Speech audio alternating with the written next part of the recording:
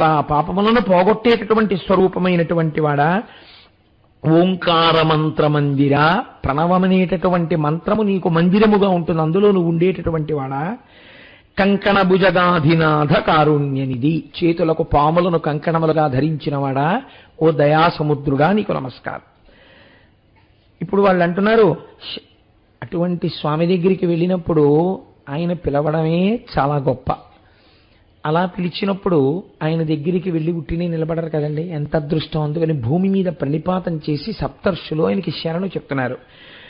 శరణార్థి కలధౌత శైలేంద్ర మందిర శరణార్థి దిననాథ చంద్రనయన శరణార్థి పరమేశ సర్వజ్ఞ శేఖర శరణార్థి గణనాథ చక్రవర్తి శరణార్థి దేవేంద్ర సంతతార్చిత పాద శరణార్థి నిర్మల చారువదన శరణార్థి యోగీంద్ర సంతాన భూజాత శరణార్థి గజ దైత్య చర్మధార వరద దేవదేవ వాసుదేవ ప్రియ సకల లోకనాథ శైలనాథ కనకశైల చాప ఖడ్గమాల స్తంభ దేవ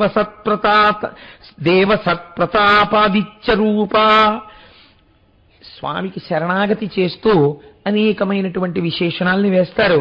అందులో శైలేంద్ర మందిర అంటే కైలాస పర్వతం మీద నివసించేటటువంటి వాడా, సూర్యచంద్ర అగ్నినయన, సూర్యచంద్ర అగ్నులు మూడింటిని నీ కందులుగా కలిగినటువంటి వాడా అని ఒక్కొక్క విశేషణం చెప్తూ శరణార్థులం శరణార్థులం శరణార్థులం అంటే స్వామి శరణు అర్థించి వచ్చాం.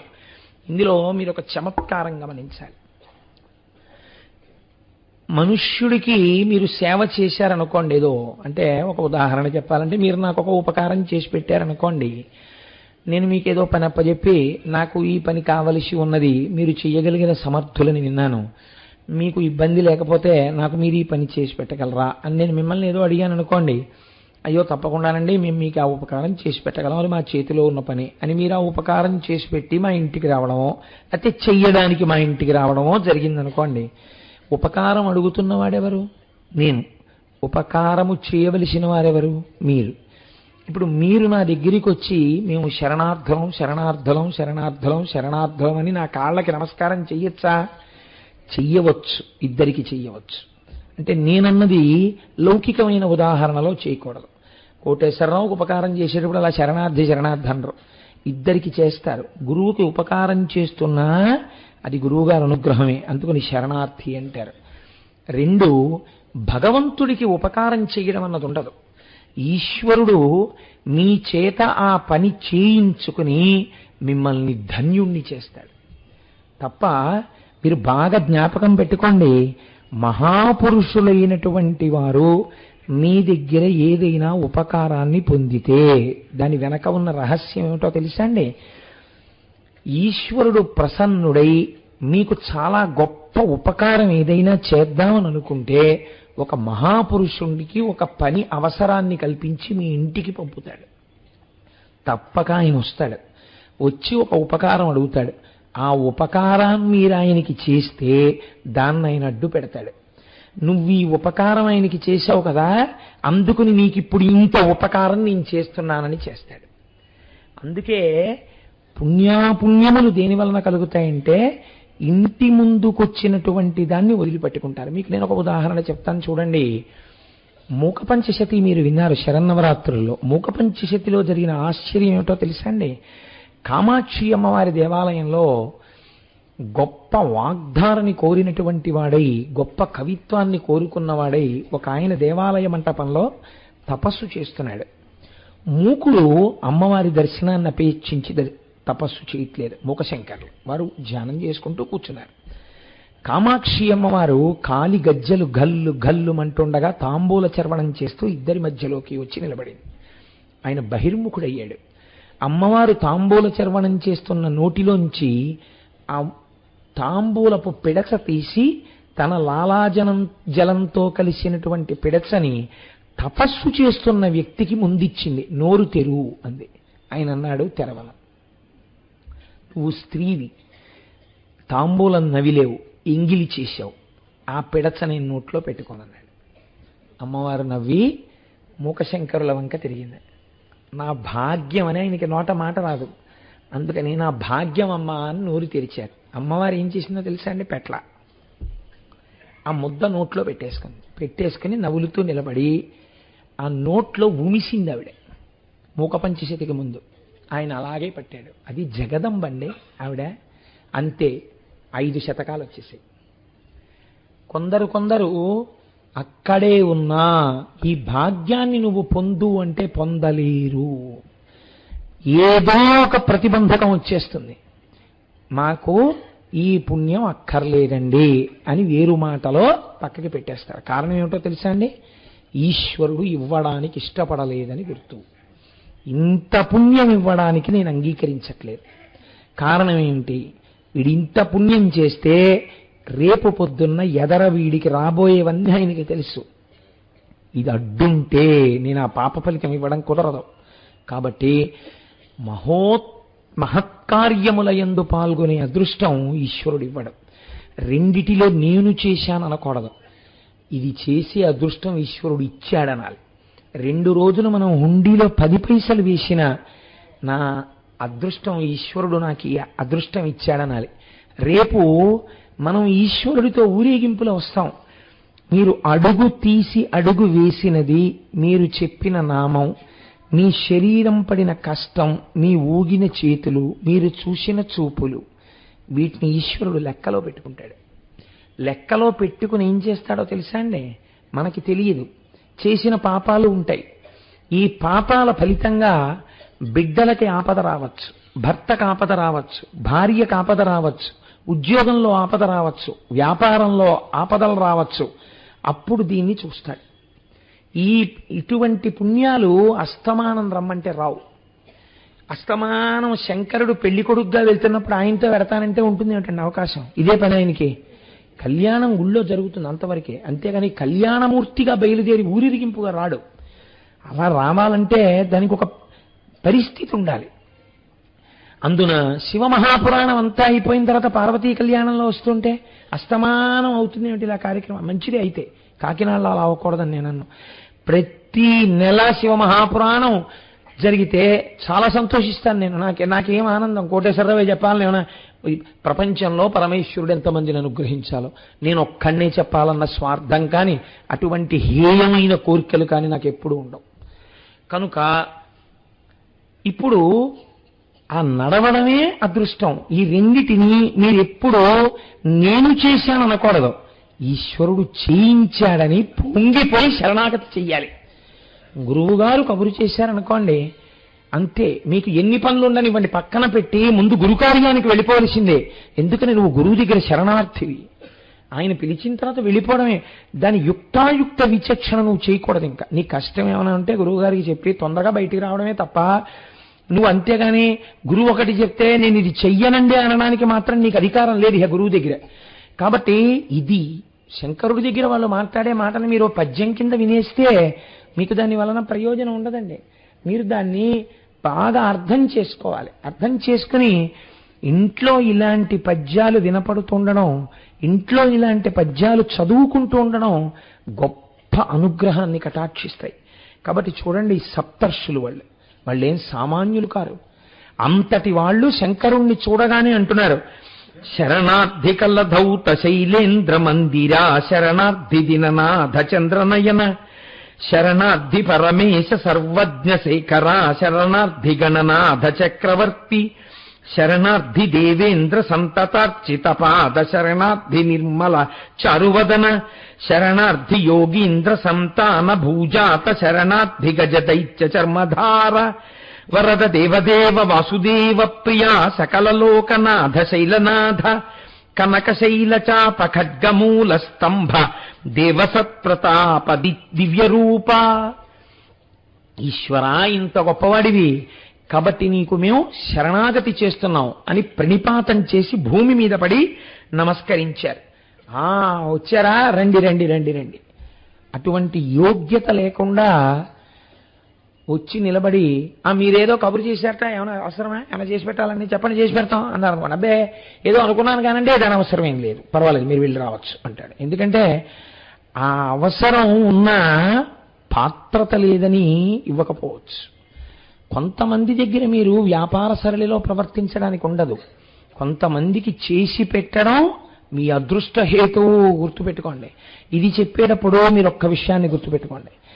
నేను ఏతో సమానంగానే కూర్చుని వింటున్నట్టే భావించండి. నేను మీకు చెప్పేటప్పుడు ఇదంతా కోటేశ్వర గురించి చెప్పుకుంటున్నారేమో అనుకోకండి. ఎందుకనంటే నేను చెప్పేటప్పుడు నాలో నేను హెచ్చరిక చేసుకుంటున్నాను, నువ్వు కూడా నీ గురువుల దగ్గర అలా ఉండే బుద్ధి నీకు సంతతము నిలబడుగాక, చెడగొందుగాక. ఈశ్వరా, నేను నిన్ను శరణాగతి చేస్తున్నాను ఈ పద్యంతో. నా మనస్సు నా శీలము ఎప్పుడు అలా నిలబడి ఉండేటట్టు నన్ను అనుగ్రహించు అని నేను ప్రార్థన చేసుకుంటున్నాను లోపల. మీరు కూడా అలా భావన చేయండి. కానీ కోటేశ్వరారు మీకు ఏదో చెప్తున్నారు అంటే కోటేశ్వరారు మనసులో ఏవో భావాలు ఉండేలా చెప్తున్నారని మీరు అనుకోకండి. తెలిసిందా? కాబట్టి ఇప్పుడు శంకరుడు వాళ్ళ యోగ్యతని గుర్తించాడు. గుర్తించి వారిని కూర్చోపెట్టి చెప్తున్నాడు.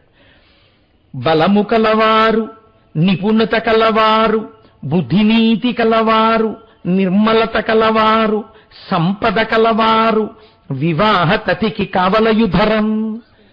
పెళ్లి కుదర్చాలా? మనం చాలా తక్కువ చేసి మాట్లాడేది పెళ్లిళ్ల పేరయ్య అంటాం కదండి.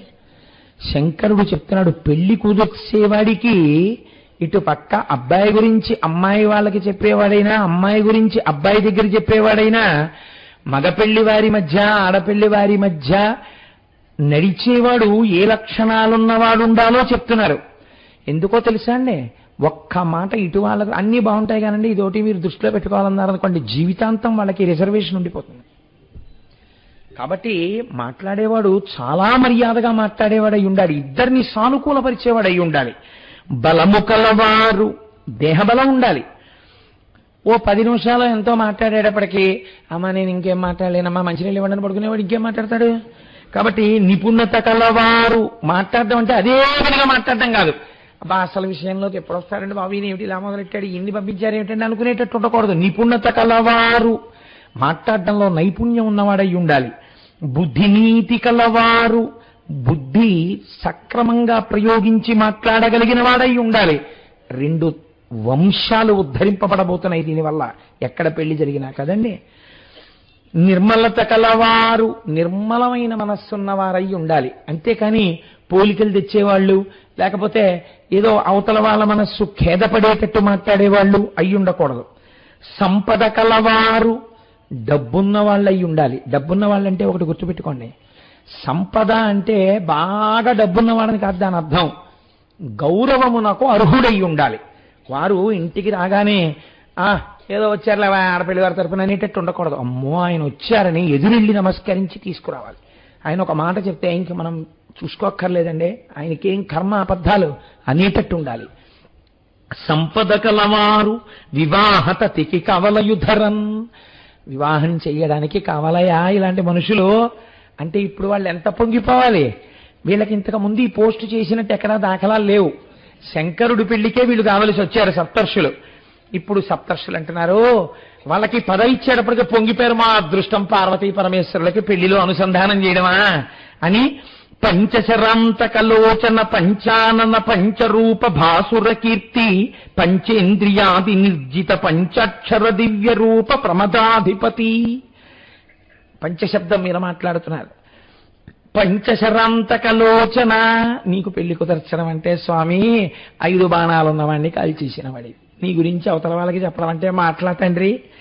పంచానన పంచరూప భాసుర కీర్తి, పంచభూతములుగా ఉంటావు, 5 ముఖాలతో ఉంటావు. పంచేంద్రియములకు శక్తినిచ్చేవాడివై ఉంటావు, పంచాక్షర మహామంత్ర రూపంలో ఉంటావు.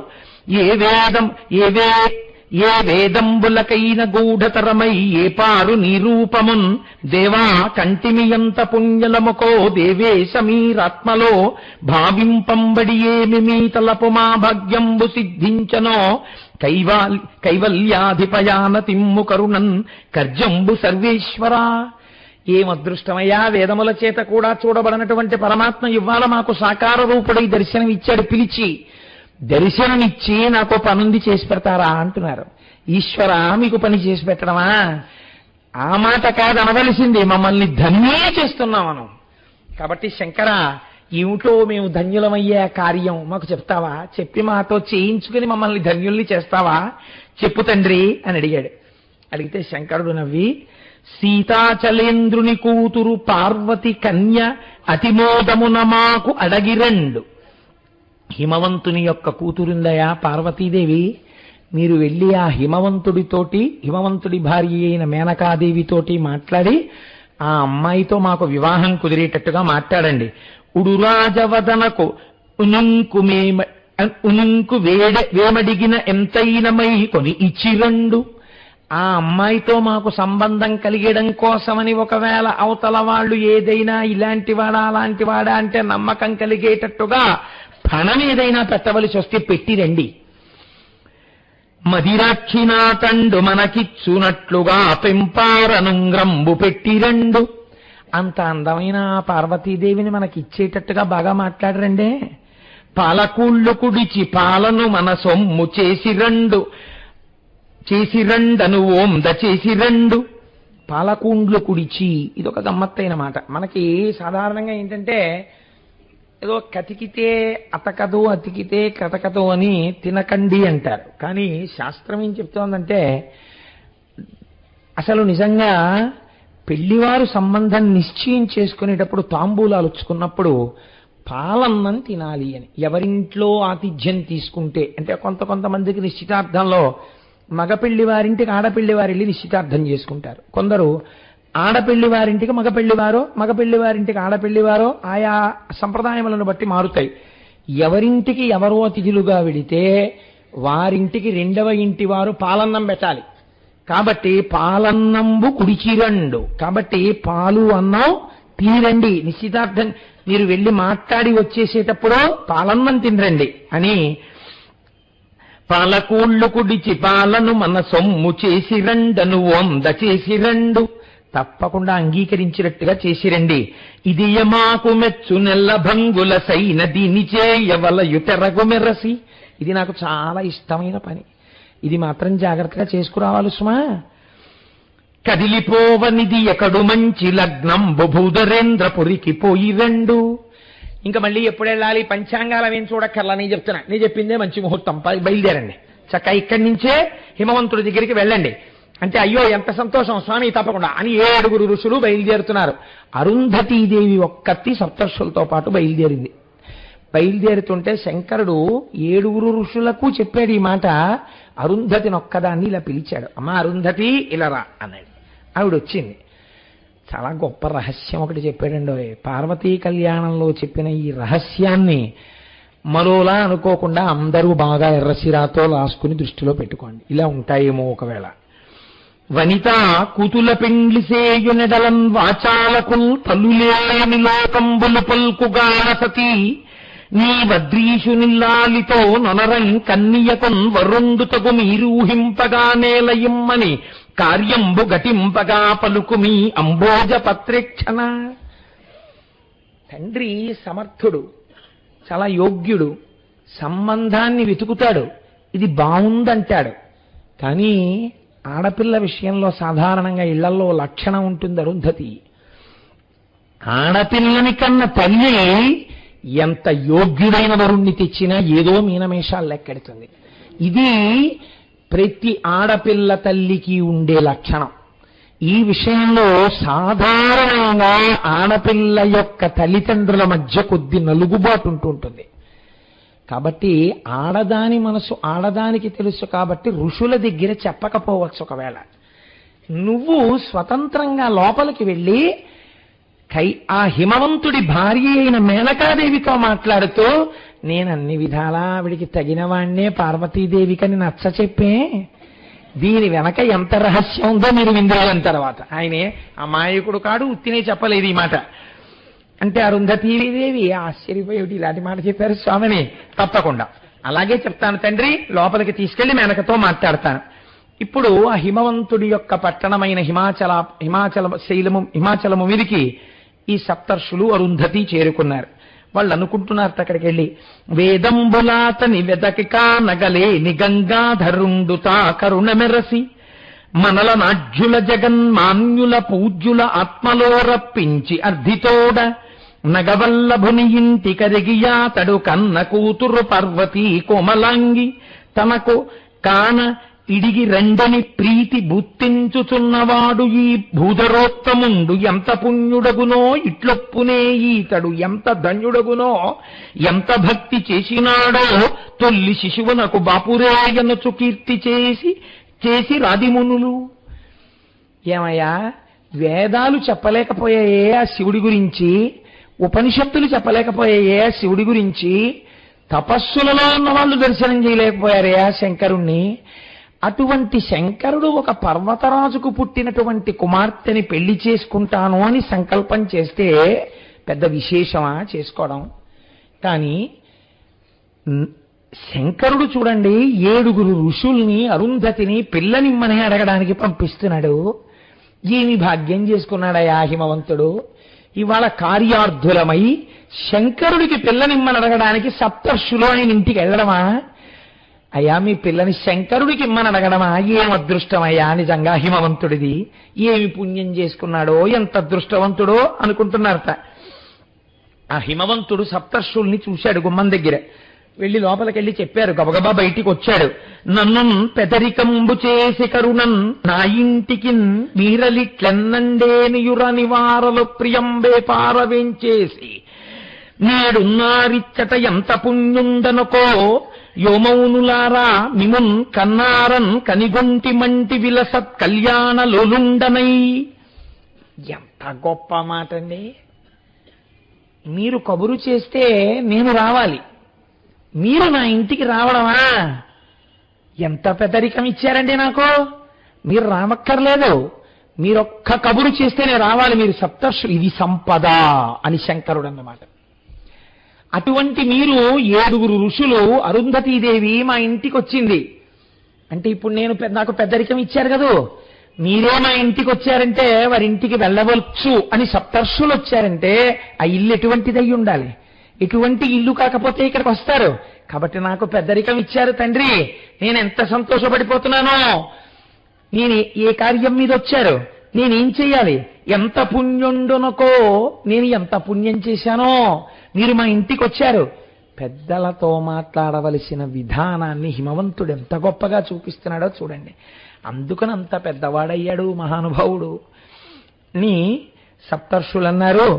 ఉడురాజధరుడు శంభుండు మృడు మహేశ్వరుడు శివుడు మీ ఇంటికి పెంపడరగ నీసుత పార్వతినడుగగా బుత్తించమమ్ము నచలాధిపతి. నీ కూతురు పార్వతి ఉంది కదా, పర్వతరాజపుత్రి, ఆమెని తాను వివాహం చేసుకోవాలని శంభుదేవుడు అనుకుంటున్నాడు. పిల్లనడగమని ఆయన తరపున మా 7 పంపించాడు. అందుకని వచ్చామయ్యా మాట్లాడడానికి అన్నాడు. అంటే ఆ హిమవంతుడు సప్తర్షులతో అంటున్నాడు, శివుడు మునుల చేత సీతాచలము కూతు నడుగబంపెగనగా అవనిలోన నన్ను పెద్ద చేసి మన్నన సేయంగ తలచెగాకయేను తనకు ఎంత. ఆయన కన్నా పెద్దవాడు లోకంలో ఉండడు కదా. ఇది వినయం అంటారు. తానెంత పెద్దవాడైనా ఇంకోళ్లతో మాట్లాడేటప్పుడు ఆ సంపద తాను జీవితములలో పొందలేడు. అటువంటి సంపద అవతల వారు పొంది ఉన్నారని గుర్తిరిగి మాట్లాడడం, దీన్ని వినయం అని పిలుస్తుంది శాస్త్రం. అంతర్వివేచన చేసుకునే వాళ్ళు తప్ప అలా ప్రవర్తించలేరు. కాబట్టి ఇప్పుడు ఆయన అంటున్నాడు, శంకరుడు మా అమ్మాయిని అడగడం నన్ను చాలా పెద్ద చేయడం, నిజంగా మా అమ్మాయిని శంకరుడు వివాహం చేసుకోవడమా? ఆయన ఆజ్ఞాపిస్తే చాలు. ఆయన నా కుమార్తెని అనుగ్రహించి ప్రత్యక్షమైన నాడు తీసుకెళ్ళిపోతే చాలు. నాకు కబురు చేస్తే చాలు, నీ పిల్లని పంపని, లేదా నీ పిల్లని పంపు పెళ్లి చేసుకుంటున్నానంటే చాలు, నువ్వు రా అంటే చాలు. అలా అనకుండా ఎంత మర్యాదతో సప్తర్షుల్ని నాకు పెళ్లివారిగా పంపాడా. ఎంత పెద్దవాణ్ణి చేశాడండి నన్ను శంకరుడు. ఎవ్వరి సమ్ముతలోదరి ఎవ్వరి దాసుండ నేను ఎల్లప్పుడు మాకెవ్వడు దైవము శంభుడు సర్వేశ్వడు తానే కాద సకల విధములన్. ఆ తల్లి పార్వతీదేవి ఎవరి సొత్తు? ఆయన సొత్తు. ఆయన సొత్తు నేను ఆయనకి ఇవ్వడమా? కొన్నాళ్ల పాటు మా ఇంట్లో గుత్తకి పెట్టాడంతే నన్ను అనుగ్రహించడానికి. ఆయనదైన సొత్తు ఆయనకే ఇమ్మని నన్ను ప్రార్థించి అడగడం, ఆయన నన్ను పెద్దవాణ్ణి చేయడం నాకు పుణ్యం కట్టపెట్టడం తప్ప. పైగా ఆ శంభుడు నాకు దైవం, నేను ఆయన దాసుణ్ణి, నేను ఆయన కింకరుణ్ణి, ఆయన నన్ను ఆజ్ఞాపించాలి చెయ్యమని, నన్ను అర్థించమని సప్తర్షుల్ని పంపడమా?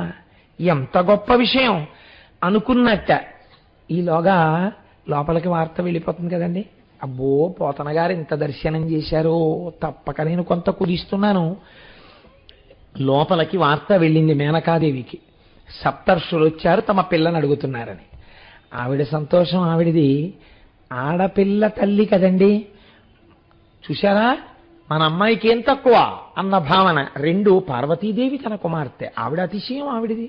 కాబట్టి ఎంతో సంతోషంగా వని మానినులు ఇరుదశ కొల్వగ జానుగ అల్లల్ల శైలజను దోకునుచున్ మేనక చనుదించుటయును మౌనులతో శైల విభుడు మరి ఇట్లనియన్. ఆ చుట్టూ పరిచారికల్ని పెట్టుకుని వాళ్ళు ఎంతో జాగ్రత్తగా మేనకాదేవిని సేవిస్తుండగా, మీరు కొంచెం తేడా గమనించండి. చిన్న తేడా మీకు కనపడుతోందా ఇద్దరిలో? ఇంటి యజమాని ఎలా ఉన్నాడు? అంత వినయంతో ఉన్నాడు. ఈవిడెలా ఉంది? చిన్న అట్టహాసం ఉంది. ఏమిటి అట్టహాసం? ఆ పెద్ద ఆయనే కాదు, మా అమ్మాయి చాలా గొప్పది, మనం పూజ చేసి కన్నాం, ఏం మా అమ్మాయి తక్కువ ఏంటి, ఎంత తపస్సు చేసి ప్రత్యక్షం చేసుకుందో, ఇప్పుడు కబురు చేశాడు.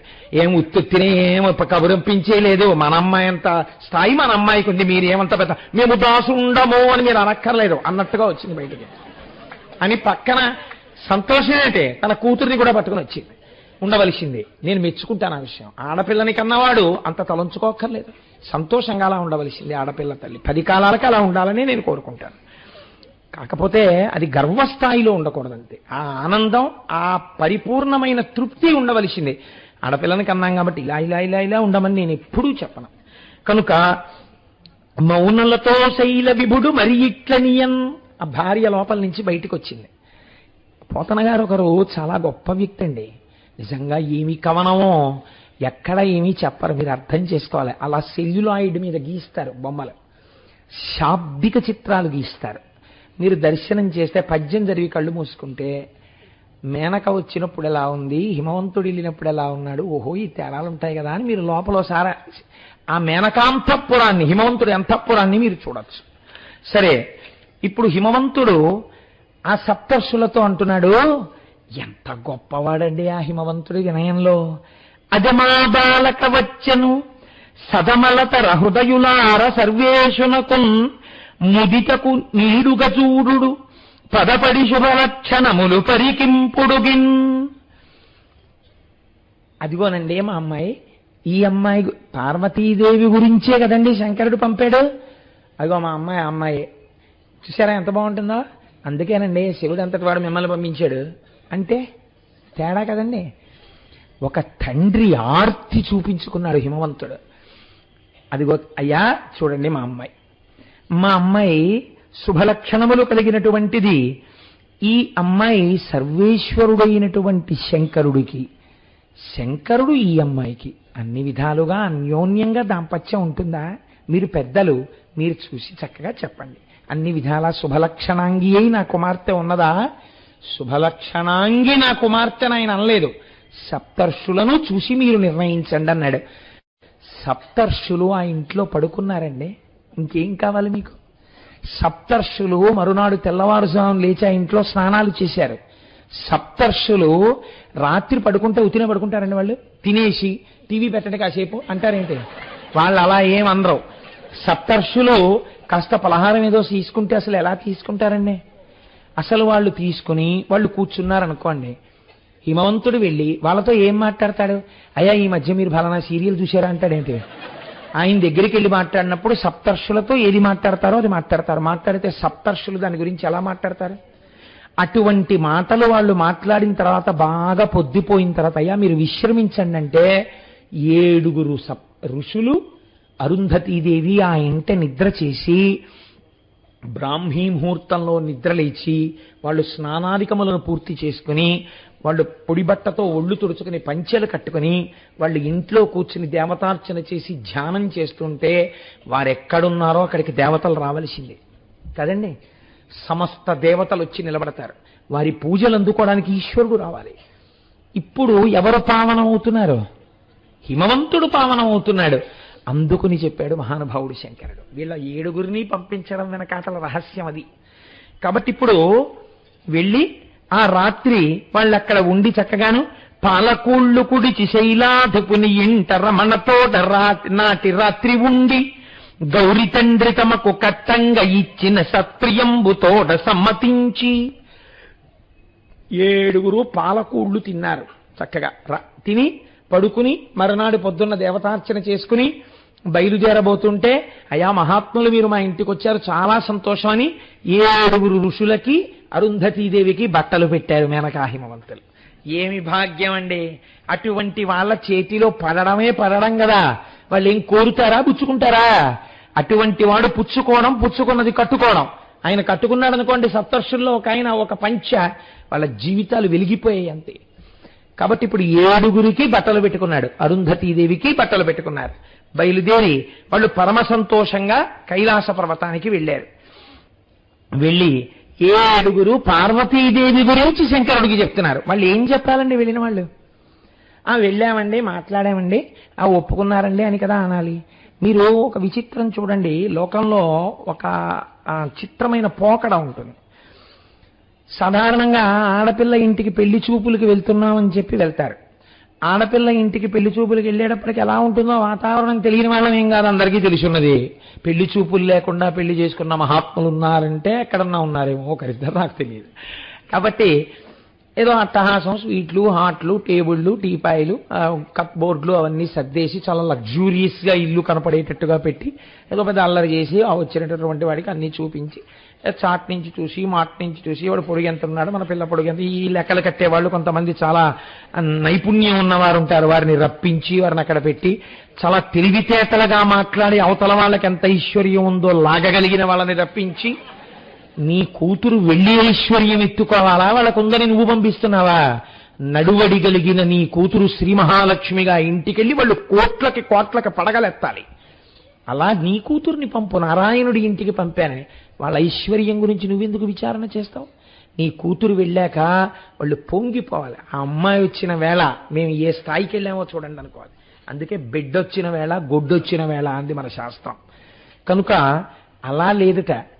మీరు ఆ ఇంటికి వెళ్ళేటప్పటికీ ఆడపిల్లివారు మీరు 6ంటికి వస్తానని 5:30కే వెళ్ళిపోయారనుకోండి, అయ్యా ఏమనుకోకండి అని వాళ్ళు కూర్చోమ్మని లలితా సహస్రనామ స్తోత్ర పారాయణం చేసుకుని సంధ్యావందనం చేసుకుంటున్నారనుకోండి, చేసుకుని లేచి వచ్చి అసుర సంధ్య వేళలో కాసేపు లలిత చదువుకోవడం మాకు అలవాటు, ఏమనుకోకండి అయ్యా మీతో మాట్లాడలేదని కూర్చోబెడితే, మీరు ఏ గదిలోకి వెడితే ఆ గదిలో భగవత్ సంబంధమైన విశేషాలు కనపడుతూ ఆ ఇల్లు పరమసాత్వికంగా కనపడుతోంది అనుకోండి, మీరు మళ్ళీ తిరిగి వచ్చి ఇంట్లో దేని గురించి మాట్లాడతారు? పెళ్లి కొడుకు గురించి మాట్లాడరు.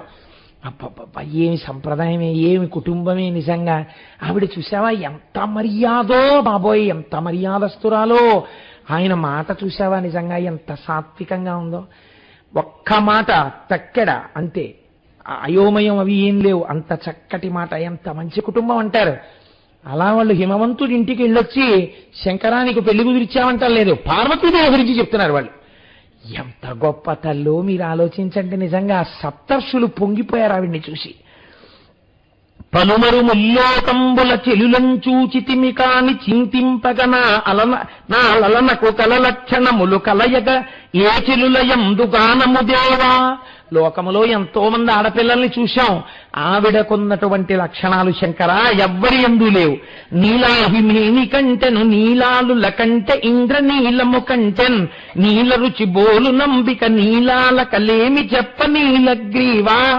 వాళ్ళన్నారు నీలగ్రీవా కట్టమునందు నల్లని మచ్చున్నవాడా, పిల్ల తెల్లగా ఉంటే బాగుందండి అని చాలా గొప్పేం కాదు, సాధారణంగా దానికి మార్కులు పడిపోతాయి, ప్లస్ మార్క్స్. వీళ్ళంటున్నారు పిల్లకించిత నలుపు కానీ ఎంత అందమో తెలుసా, నారాయణీ కదండి అన్నగారి పోలిక. కాబట్టి ఎంత అందమయ్యా నలుపులో. నీలాహిమేని కంటెను నల్లత్రాచుపం మెరుపు కన్నా ఆవిడ మెరుపు ఎక్కువ. నీలాలుల కంటే ఇంద్రనీలము కంటెన్ నీల రుచి బోలు నంబిక నీలాల కలేమి చెప్ప నీలగ్రీవా. అబ్బో ఆ ముంగురులు, ఆవిడ అందం, ఆ ఇంద్రనీలమణి కాంతి ఏమి అందమో మహాతల్లిది. బాలేంద్రుడు చంద్రానన భాలముతో సాటి ఎనగ పలుకుదురు కవుల్ బాలిక పాలరుచులపై బాలేందుడు ఎంతవాడు బాలేందు ధరా. కవులు ఒక మాట రాసేస్తూ ఉంటారు. ఆ పార్వతీదేవి యొక్క లలాటము అష్టమీ చంద్ర విభ్రాజ లేక స్థల శోభిత, ఏదో చంద్రబింబంలా ఉంటుంది అంటుంటారు. కానీ పచ్చబద్ధం చూసి వచ్చిన మేం చెప్తున్నాం, అసలు చంద్రబింబానికి అమ్మవారి యొక్క లలాటమునకు పోలికే లేదు. అంత అందంగా ఉంటుంది ఆవిడ యొక్క నుదురు.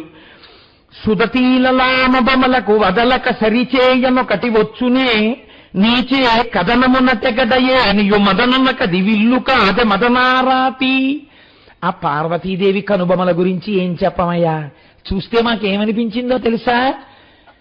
నువ్వు స్మరుణ్ణి కాల్చేశావుగా మన్మధుణ్ణి, రేపెప్పుడైనా అవకాశం వస్తే నీ మీద యుద్ధం చెయ్యడానికి పట్టుకోవడానికి ఒక్క కొత్త ధనస్సుని సిద్ధం చేసుకున్నాడు. అదే పార్వతీదేవి యొక్క కనుబొమలు. మన్మధుడు తయారు చేసుకుంటున్న ధనస్సుగా మాకనిపించిందయా. జలజాక్షినిమ్మోము చెందురు పోల్తమా చందురు నందున గందు కలదు. ఆవిడ ముఖం చంద్రబింబంలా ఉంటుంది. అందామా? చంద్రుడికో మచ్చ ఉంది, ఆవిడ ముఖంలో ఏ మచ్చ లేదు, అంత అందగత్తే. కన్నియవదనంబు కమలంబు బోల్తమా కమలంబు పుట్టుచో గసతో కలదు. పోని కమలంలా ఉంటుంది ఆవిడ ముఖం, అందామా? కమలం బురదలో పుడుతోంది కాబట్టి ఆవిడికి ఈ ముఖం పుట్టేటటువంటి ఈ కింది ప్రాంతం అలా బురదగా ఏదో చెమటలు పట్టేసి మచ్చలు పడిపోయి ఏం లేదే. మోహనాంగి ముఖంబు ముకురంబు బోల్తమా ముకురంబు నందున మృదువు లేదు. అబ్బో చాలా ముత్యంలా ఉంటుందండి ఆవిడ అని ఏమైనా అందామా? ఆ ఆవిడ ముఖానికి ఉన్న మృదుత్వం ఈ ముకురానికి ఎక్కడుంది? మానిని వదనంబు మణి పంక్తి బోల్తమా మనులెల్లరాలను మాటగలదు. ఏదో పోని మాణిక్యంతో పోలుద్దాం అమ్మవారి ముఖం అందామా? మాణిక్యాలన్నీ రాళ్లే అని లోకంలో ఒక వదంతి. రాళ్లే కదండి వజ్రాలన్నీ, కాబట్టి రత్నం రాయే, రాతితో ఆవిడ ముఖాన్ని ఎలా పోలుస్తామండి? కాబట్టి కుదరదు. ఇంకనేమి బోతమింతియాననముతో సృష్టినేమి సాటి చేయవచ్చు, మగువ మగము కాంతి మలహారణీయాన త్రిభువనంబులందు అభినవంబు. ఏం పోల్చమయ్యా? ఆవిడ ముఖంతో పోల్చడానికి సృష్టిలో ఇంకో వస్తువు లేదు. ఆవిడ ముఖానికి ఆవిడ ముఖమే సాటి. అంత అందమైన ముఖమయ్యా పార్వతీదేవిది అని చెప్పి, లలనామణియగు పార్వతి విలసిత కళ్యాణ రూప విభవము చెప్పన్ మలహరణీయాన సుమి జలజాసముకైన జనదు చంద్రాభరణ. చంద్రుణ్ణి ఆభరణంగా పెట్టుకున్న ఓ శంకర, ఆ పార్వతీదేవిని చూసొచ్చి చెప్పు ఎలా ఉంటుందో అని చెప్పాలనుకుంటే 4 ముఖాలున్న చతుర్ముఖ బ్రహ్మ చెప్పలేడు. మేము నిజం చెప్తున్నాం. అటువంటి అందగత్తె ఆవిడ. అంటే శంకరుడు చాలా సంతోషించాడు. అయితే వాళ్ళు పిల్లనిస్తానన్నారు కదా, ఆ విషయం చెప్పండి. ఇస్తానన్నారు శంకర. ఇప్పటికి వాళ్ళకి గుర్తొచ్చింది అసలు వెళ్ళిన విషయం. అంటే అసలు పార్వతీదేవిని చూసినటువంటి సంతోషంలో వాళ్ళు వెళ్ళిన పనికి సంబంధించినటువంటి విషయాన్ని చెప్పడం మరిచిపోయారు. పిల్లనిస్తానన్నారు కదా, చాలా సంతోషం. అయితే ఇంకెందుకు, సప్తర్షులు మీరున్నారు కదా, శుభలేఖ రాయించేద్దామా? ఇంకైతే పంపించేద్దామా హిమవంతుడికి? రాయించేద్దామండి. శుభలేఖ రాసేశారు. వెంటనే ఒక్కసారి ఇప్పుడు ఈ శుభలేఖలు పట్టుకుని అందరికీ పంచిపెట్టడానికి చక్కగా ఒక సంస్కారవంతుడైనటువంటి వ్యక్తి, జ్ఞానము కలిగినటువంటి వాడు మొట్టమొదట రావాలి. ఆయన అందరినీ వెళ్ళి పెద్దరికంగా పిలవాలి. పిలిచేటప్పుడు శుభలేఖ పట్టుకుని ఇంట్లో పిల్లడికి ఆలిపట్టం టర్రని పట్టుకుని ఎవరింటికో వెళ్ళి, ఏమంటే మా అక్క వెళ్ళి మా నాన్నగారు మీకు ఇచ్చి రమ్మన్నారు, వస్తే రమ్మన్నారు, చస్తే చావమన్నారంటే ఎవడెళ్తాడా ఇంటికి? అంటే మన శుభలేఖలు అలాగే ఉంటాయనుకోండి. ఇవాళ రోజున ఏదో మనకి విందు అంటే మన జన్మలో ఎప్పుడూ చూడనట్టు 2 చెంచాలు ఓ గిన్ని, అది వేయకపోతే మన బతుకులో మనం ఎప్పుడైనా విందు తిన్నామేంటి మనకి తెలుసా? అందుకని ఓ గిన్ని, ఇదేంటి సుముహూర్తము, వీడి లేచి మంగళసూత్రం కడుతున్నట్టుగా ఓ బొమ్మ. అంటే సుముహూర్తానికి జీలకర్ర బెల్లం పెట్టడం కాదు, మంగళసూత్రం కడుతున్నట్టు ఓ బొమ్మ. అంటే అసలు వేసిన వాడికి ఎంత గొప్ప జ్ఞానం ఉందో ఆ శుభలేఖ గురించి. అన్ని సైడ్ హెడ్డింగులు, దేనికి వివరం ఉండదు. మిమ్మల్ని ఆహ్వానించేవాడు ఉండడు, మిమ్మల్ని నక్షత్రాలు ఏమనేవాడు ఉండడు, మీ ఆశీర్వచనం అడిగేవాడు ఉండడు. అక్కడ ఉండేవాళ్ళు ఎవరంటే ప్రధానంగా అన్ని సైడ్ హెడ్డింగులు. కళ్యాణ వేదిక, బలానా వీధి సందులో కడితే 2A బస్సు ఎక్కి బలానా చోట దిగి నడిచి వస్తే బా. ఆ తర్వాత కింద సుముహూర్తము, బలానా డేటు, బలానా టైము. అన్నిటికన్నా చాలా ముఖ్యమైంది విందు కొంతమందికి, ఆ తర్వాత భోజనాలు కూడా చాలా పెద్ద హోటల్లో ఎక్కడైనా పెడుతుంటే ఆ కార్డు ముక్కొక్కటి క్లిప్పు చేసి కొంతమందికి, మళ్ళీ అందులో మళ్ళీ పంక్తి భేదం పెట్టి విందు నా బొంద ఓ సైడ్ హెడ్డింగు, ఇన్ని గంటల ఇన్ని నిమిషాలకి నువ్వు అన్నార్తుడవై ఆకలితో చచ్చిపోతున్న వాళ్లే వస్తే ముష్టివాళ్లు తిన్నట్టుగా వెళ్ళి ఇలా అడిగితే ఒకడు నీ చేతిలో చెప్పులు వేసుకుని పళ్ళెం పెడతాడు. ఆ పళ్ళెం పట్టుకుని నువ్వు ఇంకోటి దగ్గరికి వెడితే వాడు ఇలా సవ్యసాచిలా ఎడం చేత్తో అన్నం పెట్టి కుడి చేత్తో పప్పేస్తాడు. నువ్వు మళ్ళీ ఇంకో ఇంటికి ముష్టికెళ్ళినట్టు ఇంకో దగ్గరికి వెడితే వాడు అప్పడమో వడియమో వాడేస్తాడు. వేసిన తర్వాత అప్పుడు నీవన్నీ పట్టుకుని ఎవరైనా చూస్తారేమో అని దొంగలుండా ఎక్కడ ఖాళీ ఉంటే అక్కడికో మూలకెళ్ళి నువ్వు తింటూ ఉంటే ఏ ఇప్పడం కావలసిన వాళ్ళు నీ మోచేతికి తగిలితే ఈ పళ్ళెం కింద పడిపోతాడు. అక్కడి నుంచి మళ్ళీ మంచినీళ్లు కావాలంటే ఎవరిచ్చేవాళ్ళు ఉండరు. ఓ బల్ల మీద ఉంటాయి తెల్లటి గ్లాసులతో, అవి నువ్వు కొంచెం గట్టిగా పట్టుకుంటే పగిలిపోతాయి, నొక్కుపోతాయి. అలాంటి గ్లాసులు ఎడం చేత్తో ఈ పళ్ళెం పట్టుకుని కుడి చేత్తో నీళ్లు తాగి ఇంకొంచెం నీళ్లుంటే ఎక్కడ పెట్టుకోవాలో తెలియదు, నెత్తి మీద పెట్టుకోవాలి, ఇంకా లేకపోతే జేబులో పెట్టుకోవాలి ఆ గ్లాసు. ఇంత గొప్ప విందులు మనవి. అటువంటి అప్రాచ్యపు విందు పెట్టిన వాళ్ళు కారు. భారతీయ సంస్కారములో పిలిచిన వాళ్ళని ఎంత అందంగా పెట్టాలో అలా పెట్టిన వాళ్ళు భోజనాలు. అంతేగాని మీ అందరికీ పాపం అన్నం లేదు, ఏదో మా అమ్మాయి పెళ్లి చేస్తున్నాం కాబట్టి వచ్చి పడి తినండి, అవి అంటే అసలు అర్థం లేదు. నన్ను క్షమించండి, నేను ఇలాగా విమర్శించానని అనుకోకండి. ఒక పెళ్లి భోజనానికి పప్పు, కూర, పచ్చడి, పులుసు, సాంబారు, పళ్ళు, బొప్పాయి దగ్గర నుంచి అప్పడాలు, ఒడియాలు, ఏంటది హాట్ చాట్, అవి ఐస్ క్రీములు, కూల్ డ్రింకులు, నా బుర్ర నా బొలికి ఎందుకండి ఇవి ఎక్కడ పెడతారో తెలుసా మీకు? ఇది ఇక్కడ సంప్రదాయం కాదు.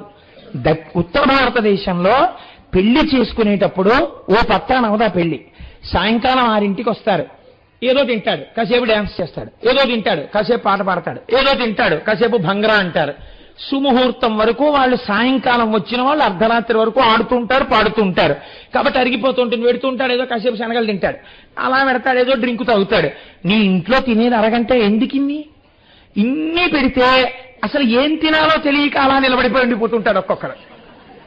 అది అసలు నిజంగా ఒక వ్యక్తిని పిలిచి మర్యాదగా నువ్వు భోజనం పెట్టాలనుకుంటే చక్కగా కూర్చోపెట్టి వారికి వడ్డించు. అది లేదు, ఎందుకో ఇక్కడి నుంచి అక్కడ వరకు గిన్నెలు, వీడు ఇక్కడి నుంచి ఒక్కొక్కటే అసలు సూపర్ బజార్లో చూసుకుంటున్నట్టుగా చూసుకుంటూ ముందెళ్ళాలి. వీళ్ళు ఏమున్నాయి, ఇందులో ఏం తినాలి, అక్కడ మళ్ళీ జట్టీలు. ఆ గబుక్కుని భార్యతోటి ఏమిటివన్నీ ఏం తిందాం ఇవాళ అంటే సాంబారు అన్నం తిందాం అంటుంది ఆవిడ. నీ మొహం ఎప్పుడు నువ్వు చేసేదే కదా, నేను ఇవాళ హాట్ షాప్ ఎక్కడికన్నా వచ్చేటప్పటికి పీక్కుపోతారు ఎప్పుడు పెట్టనట్టు, అయితే మీరు వెళ్ళడట అని మొహాలు ముక్కులు ముడిచేసుకోవడాలు. ఎందుకు వచ్చిన వాళ్ళండి ఏమిటో ఈ పెళ్లిళ్ళ గందరగోళాల అర్థం కానటువంటి స్థితి. సరే, ఇంతకీ అక్కడ మిమ్మల్ని అయ్యా మా అమ్మాయికి అక్షతలు అయ్యండి అని అడిగేవాడు ఎవరు ఉండడు. తినేసిన తర్వాత పన్ను పుచ్చుకునే వాళ్ళు రసీదు పుస్తకాలు ఎత్తుకున్నట్టు పుస్తకం పెట్టు కూర్చుని ఉంటారు అక్కడ. మీరు వెళ్ళి 2 చెవులు పెట్టుకుని ఆత్రేశార్చనానసా సామాశ్వాత్రయారుషేయ ప్రవరాన్విత ఆత్రేశగోత్ర అపస్తంభ సూత్ర కోటేశ్వర శర్మ అహంభవ వివాదయే అని మీరు మళ్ళీ కోటేశ్వరరావు అంటే 4-5 ఇంతకు ముందున్నారని ఇంటి పేరు చెప్పండి అంటాడు వాడు. చాగంటి కోటేశ్వరరావు ఏం తెచ్చారు అంటే మీరు కవర్ ఇస్తే ఉండండి అంటాడు. తీసి 116 కరెక్టే కదండి అంటాడు. ఆ 116 వాడు డిజిటల్ చక్కగా గళ్ళు కూడా కొట్టుకుంటారు, 1000, 100, 10 1 అందులో వేసుకుని ఆ 1000 ఆ కవర్ మీ మొహం మీదే చింపేసి అవతల పారేస్తాడు. మీరు దాని మీద విత్ బెస్ట్ కాంప్లిమెంట్స్ ఫ్రమ్ ఆశీర్వచనాలు రాస్తారు. అవన్నీ చెత్త పుట్టకి. మిమ్మల్ని పిలిచి అక్షతలు ఇచ్చి వెయ్యమనేవాడు ఉండడు. ఒకవేళ మీరు పుచ్చుకున్న దంపతుల దగ్గరికి వెళ్ళినా మీరు అటుండి వెయ్యండి, మేము వీడియో తీయాలంటాడు. వాడి కోసం వెయ్యాలి, దంపతుల కోసం కాదు. మన పెళ్లిళ్ళు ఇంత దౌర్భాగ్య స్థితికి వచ్చాయి ఇవాళ తప్ప అసలు వైదిక సంప్రదాయం ఎక్కడ ఇచ్చింది? అలాన లేదు శంకరుడు. ఎంత అందంగా మాట్లాడాలో అంత అందంగా మాట్లాడాడు ఆయన. కాబట్టి ఒక పెద్దలు వెళ్ళి పిలుపు పిలవాలి. పిలుపు పిలవడం అనేటటువంటిది చాలా గొప్ప విషయం అండి. ఇంటి పెద్ద ఆయన పేరు మీద పడుతుంది. కొందరి ఇళ్లకెళ్ళినప్పుడు పరమ మర్యాదగా అలా వెళ్ళి పిలవాలి. కాబట్టి ఆయన అంటున్నాడు, దేవి పిండ్లియాడ దినమే దిలెస్సయో ఎరుగవలయునంచు ఈశ్వరుండు. పెళ్లి చేయడానికి ముహూర్తం పెట్టాలిగా, ఇది బాగా చెప్పగలిగిన వాడిని ముందు పిలవాలండి అన్నాడు. ఏమిటి ఆయన తెలియదేమిటి? సర్వజ్ఞుడు. అయినా ఆ పెద్దరికం అలా ఇచ్చాడు లోకానికి చూపించడానికి. భారతీషు తలచ బాలెందు జూటుని తలపుతో నాకు దధాత వచ్చే. సరస్వతీదేవి పతి అయిన చతుర్ముఖ బ్రహ్మగారిని మనస్సులో తలుచుకున్నాడు. వెంటనే గబగబా బ్రహ్మగారు వచ్చారు. ఏమయ్యా, ఏది ముహూర్తం పెట్టు అన్నారు. అనగానే ముహూర్తం పెట్టారు, శుభలేఖలు వేసేశారు. ఆ శుభలేఖలన్నీ పట్టుకుని చక్కగా గబగబా బయలుదేరి సర్వలోకాల్లోనూ ఇచ్చేశారు. అందరూ మగపెళ్లి వారి ఇంటికి వచ్చేస్తున్నారు శంకరుడి ఇంటికి. ఒక్కొక్కళ్ళు ఎవరెవరు వచ్చారట. దేవర పెండ్లినేడనుచు దేజము సొంపున భోగరాయుడై దేవతలందరూ కొలువ దేవమునుల్ నుతి చేయగా శచీదేవియు తాను కూడి చనుజంచ మహేంద్రుడు పెంపుతోడనై రావణదంతి నెక్కి మునిరంజను కొండకు వెండి కొండకున్. ఈ వెండి కొండకున్నన్న మాటతో వచ్చిన పెళ్లివారి మీద పద్యాలు రాశారండి పోతన గారు. 15 రోజులు చదివి చెప్పినా చాలు. ఎంత గొప్పగా ఒక్కొక్కళ్ళు వచ్చారో రాశారైనా. అన్ని పద్యాలు అంతే, వెండి కొండకున్నట్టు పూర్తి చేశారు. ఎంత పొంగిపోయి వెళ్ళిపోయిందో ఆ గంట ఆయనకి. కనుక ఇంద్రుడు బయలుదేరి శచీదేవితో ఐరావతం ఎక్కి వచ్చాడు. వచ్చేటప్పుడు ఎవరి పటాటోపానికి తగినట్టు వారు రావాలి కదండి మరి. అందుకని దండధరం మహాగణులు దగ్రులు కింకరులు ఒలిగొల్వ నుద్దండు లూలాయ వహండయి దర్పముతో మణిభూషణంగుడై దండధరుండు వచ్చె ఘనదండము కేల వెలుంగ కామిని మోడితుడై మనోజన మద మర్దన కొండకు వెండి కొండకు. యమధర్మరాజు గారి చేతిలో తన దండం పట్టుకుని భార్యతో కలిసి ఆయన వచ్చారు. నొసల విభూతి బూసి కడునున్నని ఏనుగు తోలు కప్పి రాజసమున పాములంతడికి చారు త్రిశూల పినాకహస్తుడై వసగిన వెట్కతో దనదు నింతియు తానును వచ్చ సూలిదా బసవని నెక్కి జూట హిమభానుని కొండకు వెండి కొండకున్. ఈ వచ్చినటువంటి దేవతలందరితో కలిసి పరమేశ్వరుడు కూడా బయలుదేరడానికి సిద్ధపడుతున్నాడు. ఘన శృంగారముతో మహామహిమతో కళ్యాణియం తాళసజ్జననిత్తోల్లాసులు పుణ్య భాగవతులు సంసార దూరాత్మకులు సనకాదుల్ కడుకొల్వ మింటనరిగన్ సంప్రీతితో మాధవుండనగుండభ్యుడు వెండి కొండకు ఖగేంద్రారూఢుడై రూఢితో. పక్కన శ్రీ మహాలక్ష్మి వస్తుండగా గరుత్మంతుడి మీద సనక సనందనాది మహర్షులు సేవిస్తుండగా మంచి వైభవంతో ప్రకాశించిపోతూ పట్టుపుట్టం కట్టుకుని శ్రీ మహావిష్ణువు వచ్చారు. వలనొత్త మునులు కొనవగ కలహంసాదేశు నెక్కి గ్రక్కున వాణీలనయుతాను వచ్చను జలజాత భవందురజత శైలము కడకున్. ఆ సరస్వతీదేవితో కూడుకున్న వాడై హంసవాహనం ఎక్కి మహానుభావుడైనటువంటి చతుర్ముఖ బ్రహ్మగారు వచ్చారు. ఆ వాళ్లతో పాటుగా సమస్త దిక్పాలులు వచ్చారు, సమస్త దేవతలు వచ్చేశారు, ఋషుల యొక్క శిష్యులు వచ్చేశారు, సనక సనందనాది మహర్షులు వచ్చేశారు, ప్రమథగణాలు వచ్చేశారు. వారితో పాటుగా వీరభద్రుడు మొదలైనటువంటి వాళ్ళు వచ్చేశారు. నందీశ్వరుడు బయలుదేరాడు. ఇంతమందితో కలిసి శంకరుడు బయలుదేరి కైలాసం ఖాళీ అయిపోయింది, సత్యలోకం ఖాళీ అయిపోయింది, వైకుంఠం ఖాళీ అయిపోయింది. సమస్త లోకాలలో ఉన్నటువంటి దేవతలు, ఋషులు, దిక్పాలుల భార్యలు అందరూ బయలుదేరిపోయి శంకరుడు వెనకాతల పెద్ద ఊరిరిగింపొకటి బయలుదేరింది. రేపు శంకరుడితో మనం అలాగే వస్తాం. అలాగే చతుర్ముఖ బ్రహ్మగారు, సరస్వతి, లక్ష్మీ, నారాయణుడు, నారదుడు, సప్తర్షుల భార్యలు వీళ్ళందరూ వస్తారు మనతో పాటు. ఆనాడు ఎలా వచ్చారో అలా మనము వచ్చి పొంగిపోవాలని అలా పెట్టాం. అందుకే అలా బయలుదేరి వాళ్ళందరూ వస్తున్నారు. వస్తుంటే శివుడు ప్రయాణం చేస్తూ వస్తున్నట్ట. ప్రాతపాములనెల్ల పరిహారమును చేసి మరి క్రొత్త పాముల మణులు తొడిగి. ఇప్పుడు మళ్ళీ పెళ్లి కొడుకు కదండి, పాత పావులన్నీ తీసేసి లోపల పెట్టేసి కొత్త పావుల్ని పెట్టుకున్నట్ట. అంతే తప్ప పావులు వదలడం. చూసారా, పెళ్లికి వెళ్తారని మీరెందుకని వదిలేడు.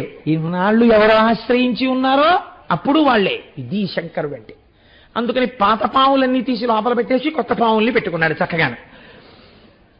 దండశూకాదీసు తల చుట్టుగా చుట్టి పొరుపారనెద భూతి పూత పూసి చక్కగా ఒంటి నిండా పౌడర్ రాసుకున్నట్టుగా ఆ భూతిని, ఆ భస్మని రాసుకున్నాడు. పొడల నున్నని క్రొత్త పుట్టంబు ధరించి ఏనుగు చర్మంబు మెనగప్పి. ఓ మంచి పట్టుపుట్ట ఒకటి కట్టుకున్నాడు, ఏనుగు తోలు వదిలిపెట్టాడు, దాన్ని పైన చక్కగా కప్పుకున్నాడు. ఏనుగు చర్మంబు మెనగప్పి నీలకంధరమున నిమ్మితో పటికంపు పూససరులు వేయిచి పలుపు మిగుల చెలువు చేసి ఇట్లు శివుడు చతుర్దశ భువన రాజ్యలక్ష్మీ పలుపు మిగుల. ఆయన పట్టుపుట్టం ఒక దాన్ని కట్టుకున్నవాడై చక్కటి జటాజూటాన్ని కట్టుకుని నీలకంధరముతో ఆ సురలందరూ దేవతలందరూ కొలుస్తుండగా, ఋషులు కొలుస్తుండగా, జయ జయశంకర హర హరశంకర అంటుండగా బయలుదేరుతున్నాడు. ఘని ఘనిల్లున వైతో ఘనమైన రంకెల కులశైల గుహలు ఘూర్నిలిచలంగా. ఆ నందీశ్వరుడు సంతోషం అండి మామూలుగా పెడతాడేంటి? ఇప్పుడు మనతో పాటు స్వామి శంకరుడితో పాటు మనం వచ్చేటప్పుడు శంకరుడి రథం మీద వృషభం ఉంటుంది, ఆ వృషభ వాహనం మీద కూర్చొని వస్తాడు శంకరుడు రేపు మనతోటి, లేదా శంకరుడితో మనం వస్తాం రేపు. కాబట్టి పెద్ద అరుపులు అరుస్తూ అంబా అని ఆనందంతో అమ్మగారు వచ్చేస్తామని మళ్ళీ ఇంటికి వెళ్ళిపోతున్నట్ట శంకరుడిని తీసుకుని నందీశ్వరుడు. మహితమాలోద్ధూతమారుత వశమున దిక్కులు చెరుగులై తిరుగుచుండ. దిక్కులు కప్పేస్తోంది వీళ్ళ మించొచ్చేటటువంటి గాలి, ఆ చప్పుడు, ఇవన్నీ. కొండలు కోరాడు కొమ్ముల నమ్మేటి ధారాధరంబులు తగులు పడగా పదఘట్టనమున భూధరాధక్షుండు అగు శేషాహి అల్లన శిరము వంచ. వీళ్ళు ఇన్ని కోట్ల మంది అన్ని లోకాల నుంచి పెళ్లికి బయలుదేరిపోతే ఆ బరువు ఒక్క చోటికి వెళ్ళిపోయేటప్పటికే ఇంకా శేషుడు భూమిని పట్టుకోలేక ఇలా వంగిపోయాట. ఈయనే ఓ పక్క నుంచి ఇలా వెళ్ళడం మొదలు పెట్టగానే దేవతలందరూ వచ్చి శంకరుణ్ణి ఒక వరం అడిగారట. శంకరా, మనం పెళ్లికి బయలుదేరాం, బాగుంది, అసలు మీ గురించి చెప్తేనే వాళ్ళు పొంగిపోయి పెళ్లికి ఒప్పుకున్నారు. ఇప్పుడు నీవు నిజంగా నీ రూపాన్ని చూసి నీకు కన్యాదానం చేసేటప్పుడు పరిపూర్ణమైన మనస్సుతో పరవశించిపోయి కన్యాదానం చేసేస్తారు ఆ మేనకా హిమవంతులు. అలా చేసేయగానే వాళ్ళకి మోక్షం వచ్చేసి వాళ్ళ రూపం పోతుంది. ఆ రూపం పోతే హిమశైలం ఉండదు. హిమశైలం అనేక రత్నములకు, బంగారమునకు వాలవాలము. ఎందరో ఋషులు తపస్సు చేసుకుంటున్నారు. ఆ హిమవత్ పర్వతము లేకపోతే భూమికి శోభ ఉండదు. కాబట్టి చిట్ట చివర మోక్షాన్ని పొందుతారు వాళ్ళు. కానీ అప్పటిదాకా నిండు మనస్సుతో నీకు కన్యాదానం చేయకుండా, ఏమిటి బాబోయ్ ఇలాంటి అల్లుడు వచ్చాడు అనేటటువంటి అర్ధ మనస్సుతో నీకు కన్యాదానం చేసేటట్టుగా వాళ్ళ మనస్సు నువ్వే మార్చు శంకరా అని అడిగారు. ఇది ఎంత బాధాకరమైన విషయం అండి నిజంగా. శంకరుడు అన్నట్ట, మీ అందరికీ హిమవత్ పర్వతం కావలసి వస్తే తప్పకుండా నేను అలాగే ప్రవర్తిస్తానన్నాడు. అందరూ కలిసి బయలుదేరారు. ఈలోగా హిమవంతుడు తను శుభలేఖలు వేయించుకున్నాడు. ఆడపిల్లి వారు కూడా శుభలేఖలు వేస్తారు కదండి. మరి శుభలేఖలు వేయించుకుని ఆయన తన బంధువులందరికీ పంపించాడు ఆ శుభలేఖలు. వెండికొండకు, పైడికొండకు, వింజయన్ బలుకొండకు, చండభానుడు దోచుకొండకు, సాగరాంతపు కొండకున్, మండరంబనొప్పు కొండకు, మందరంబను కొండకున్, కొండరాయుడు పంపెలేఖలు కోటికారి పంకిచేన్. ఆయన కూడా శుభలేఖలు వేసి, పర్వతానికి బంధువులు ఎవరుంటారండి? పర్వతాలే ఉంటారు. కాబట్టి ఆయన నిజంగా పంపించినటువంటి పర్వతాల యొక్క లిస్ట్ ఇచ్చారు. నేను ఎంతకని రాయగలను మహాప్రభో, పుస్తకం రాయాలి ఇవన్నీ. సంతోషానికి పార్వతీ కళ్యాణం చెప్పేటప్పుడు కొన్ని పర్వతాల పేర్లైనా చెప్పకపోతే ఎలాగా అని ఆయన ఎవరికి పంపించాడో కూడా తెలుసా అండి. ముందు ఈ పర్వతాలు అన్ని లోకాల్లో ఉన్నాయి కాబట్టి ఆ లోకాలన్నింటికీ పంపెట్ట. అతల వితల సుతల తలాతల రసాతల మహాతల పాతాళ లోకాలకి పంపెట్ట. చక్రవాల, సుమేరు, గంధమాధన, శేషాద్రి, వృషభాద్రి, వృషాద్రి, నారాయణాద్రి, వెంకటాద్రి, గరుడాద్రి, అంజనాద్రి, శ్రీశైలం, వింధ్యపర్వతం, మైనాక పర్వతం, మహేంద్రగిరి, త్రికూటాచలం, సహ్యాద్రి, మలయ పర్వతం, వృక్షవత్ పర్వతం, పారియాత్ర పర్వతం, హిరణ్యశృంగ పర్వతం, మాల్యవత్ పర్వతం, ఋష్యశృంగ పర్వతం, వీటన్నింటికీ పంపించేట. ఈ పంపించినప్పుడు ఒక మాట రాశాట, మీరు రావడం కాదు పిల్లల్ని కూడా తీసుకురండి, కాబట్టి మీ పిల్లలందరితో, అల్లుళ్లతో, బంధుమిత్రులతో రావాలని రాశాట. రాస్తే పిలిచినవాడు హిమవంతుడు. పార్వతీదేవి కళ్యాణం వెళ్లకుండా ఉండొచ్చా? జన్మానికి సౌభాగ్యం అది. కాబట్టి తప్పకుండా వెళ్ళాలి, కళ్యాణం చూడాలి, ఆ ఊరేగింపు ఏమిటో చూడాలి, ఎంత గొప్పగా చేస్తాడో చూడాలి. కాబట్టి ఇప్పుడు వాళ్ళు వాళ్ళ పిల్లలతో వెళ్తున్నారట. ఎవరు వాళ్ళ పిల్లలు? వాళ్ళకి మగ పిల్లలున్నారు, ఆడపిల్లలున్నారు. ఆడపిల్లలు ఎవరట? నదులన్నీ ఆడపిల్లలు. కాబట్టి ఇప్పుడు ఈ నదులకి ఎవరినిచ్చి పెళ్లి చేస్తారు? సముద్రుడిని ఇచ్చి పెళ్లి చేస్తారు. నదులన్నీ సముద్రానికి చేరిపోతాయి. కాబట్టి ఏ నదులు వస్తున్నాయి ఇట పెళ్లికి? కొన్నే చెప్తున్నానండి నేను, అన్నీ కాదు.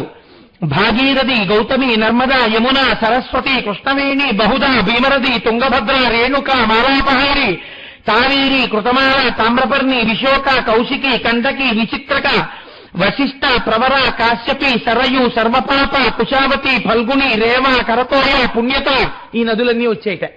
ఈ నదులకి చాలా ఆప్తులు ఉన్నారట. ఇవి ఒరుసుకుంటూ వెళ్ళిపోతున్నప్పుడు ఆ నదీ పరివాహ ప్రాంతంలో పంటలు పండి రాజులు రాజ్యాలు వెళ్తారట. కాబట్టి ఈ నగరాలతో వాటికి అనుబంధం ఉంది. అందుకని చిలికెత్తెల్లా ఉంటాయి ఈ నగరాలు, ఎప్పుడు వాళ్ళతో పెడతాయిట. అందుకని ఈ రాజ్యాలు వచ్చేస్తున్నాయిట. కురు, పాంచాల, కోసల, కాశీ, వజ్జి, మల్ల, అంగ, మగధ, మత్స, మచ్చ, చేది, అవంతి, గాంధార, కాంబోజ, సౌరాష్ట్ర, ఆశ్మక, ఎన్ని రాజ్యాలు ఈ రాజ్యాలు వచ్చేస్తున్నాయిట.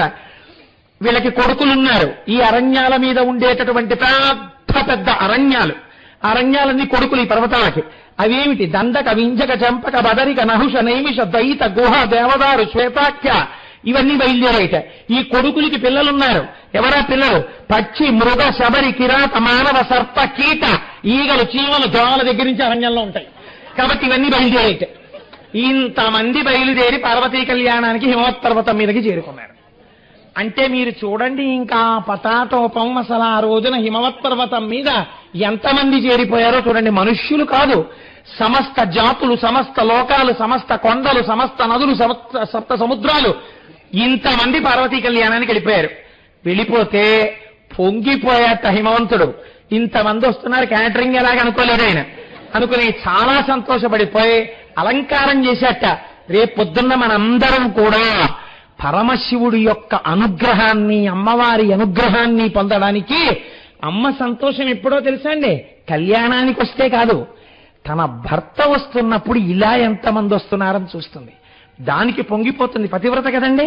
అందుకని పురాలంకారం చేశాట హిమవంతుడు. ఎలా? మృగనాభిజలములు మొంగిళ్ల జల్లిరి, ముగ్గులు తీర్చిరి ముత్తియముల, ధనరనంగళ్ల చిత్తరవులు వ్రాసిరి, హేమకుంభంబులెత్తిరింద్రనెల్ల, బహుమార్గముల నంది పడగలు గట్టిరి, కీలించి కట్టిరి మేలుకట్లు, కమనీయ గతుల వజ్రములు మ్రోయించిరి, ఎలమి శృంగారించిరెల్ల చోట్ల, బరగ సకల లోకపతికి సమర్పింపనాయితములు చేసిరఖిలమణులు, సర్వజనులు మిగుల సంపదనందిరి, భూధరేంద్రుడేలు పురమునందు. ఆ వచ్చేటప్పుడు చక్కగా ఇళ్ల ముందు సువాసనలతో కూడినటువంటి జలాల్ని ప్రతి వీధిలో జల్లేశారట. ముత్యాలతో ముగ్గులు పెట్టేశారట. రేపొద్దున్న పరమేశ్వరుడు ఈ లోపల ప్రవేశించడానికి ఇదంతా ఆవు పేడతో నీళ్లు జల్లి ముగ్గులు పెట్టేస్తాం మనం. పెట్టేస్తే శంకరుడు రథం ఇక్కడ వరకు వచ్చి జయ జయ శంకర, హర హర శంకర అని లోపలికి ఎడుతుంటే శంకరుడు అమ్మవారి బుగ్గలు ఎర్ర పడిపోతాయి. ఏవి కాకినాడ భక్తులు రా, నాకు మళ్ళీ హిమవంతుడు చేసినట్టు చేసేశారు కళ్యాణం అని. కాబట్టి ఆ ముత్యాలతో ముగ్గులు పెట్టేశారట. ధనరనంగళ్ల చిత్తరములు రాసిరి, హేమకుంభములెత్తిరిండ్లనెల్ల, ప్రతి ఇంట్లో హేమకుంభాలను ఎత్తారట. నందీశ్వరుడు యొక్క పటాలు గీసేసి ఊరంతా పెట్టేశారట. శంకరుడు చూసి పొంగిపోవాలని, అబ్బో అబ్బో అబ్బో ఏం పటాటోపం, నేను వస్తున్నానని అని సంతోషపడిపోవాలని. ఇలా ఎక్కడ చూసినా ఎవరికొచ్చిన వాద్యాలు వాళ్ళు వాయిస్తున్నారట. ఈలోగా వచ్చేస్తున్నాడు పెళ్లి కొడుకు అన్నారు. ఎదురు సన్నాహం వెళ్ళాలి కదండి. మరి ఆడపిల్ల తల్లి, ఆడపిల్ల తండ్రి వీళ్ళిద్దరే వెళ్ళకూడదు. వీళ్లతో పాటు కొడుకు వెళ్ళాలి. పెద్ద కొడుకు ఎవరు? మైనాక పర్వతం, బంగారు కొండ, మైనాకుడు. వీళ్ళు ముగ్గురు వెళితే సరిపోదు, పెళ్లికి పెద్దలు ఉంటారు కొంతమంది. ఈ వచ్చిన పర్వతాల్లో మళ్ళీ పెద్ద పర్వతాలు ఉన్నాయి కొన్ని. ఆ పెద్ద పర్వతాలను తీసుకెళ్లారు. అయ్యో బాబోయ్, పార్వతీ కళ్యాణం నిజంగా మీరు చదవాలి, నోటితో చెప్పడం కాదు. అసలు పోతన గారు పరవశించిపోయి ఎన్ని పద్యాలు వేసేశారు ఆయన. అలా వీళ్ళందరూ బయలుదేరి వస్తుంటే మేనకాదేవికి దూరం నుంచి ఒకసారి అల్లుణ్ణి చూద్దామనిపించిందిట. అనిపించి అంతఃపుర గవాక్షంలోకి ఎక్కింది. చెప్పేవాడెవడు? ఇంతకుముందు చూడలేదుగా శంకరుణ్ణి. అందుకని నారదుణ్ణి పిలిచి, నారదుడు కూడా వస్తాడండి కళ్యాణంలో మనతో పాటు, పక్కన నించోబెట్టుకుని, ఏమయ్యా ఎవరో మా అల్లుడు చెప్దు అంది. ఈయనొక చాలా తమాషా అయిన మనిషి, లోక కళ్యాణం కోసం ప్రవర్తిస్తూ ఉంటాడు ఈయన. అందుకని అడగని చెప్పడం మొదలెట్టాడు ఈయన.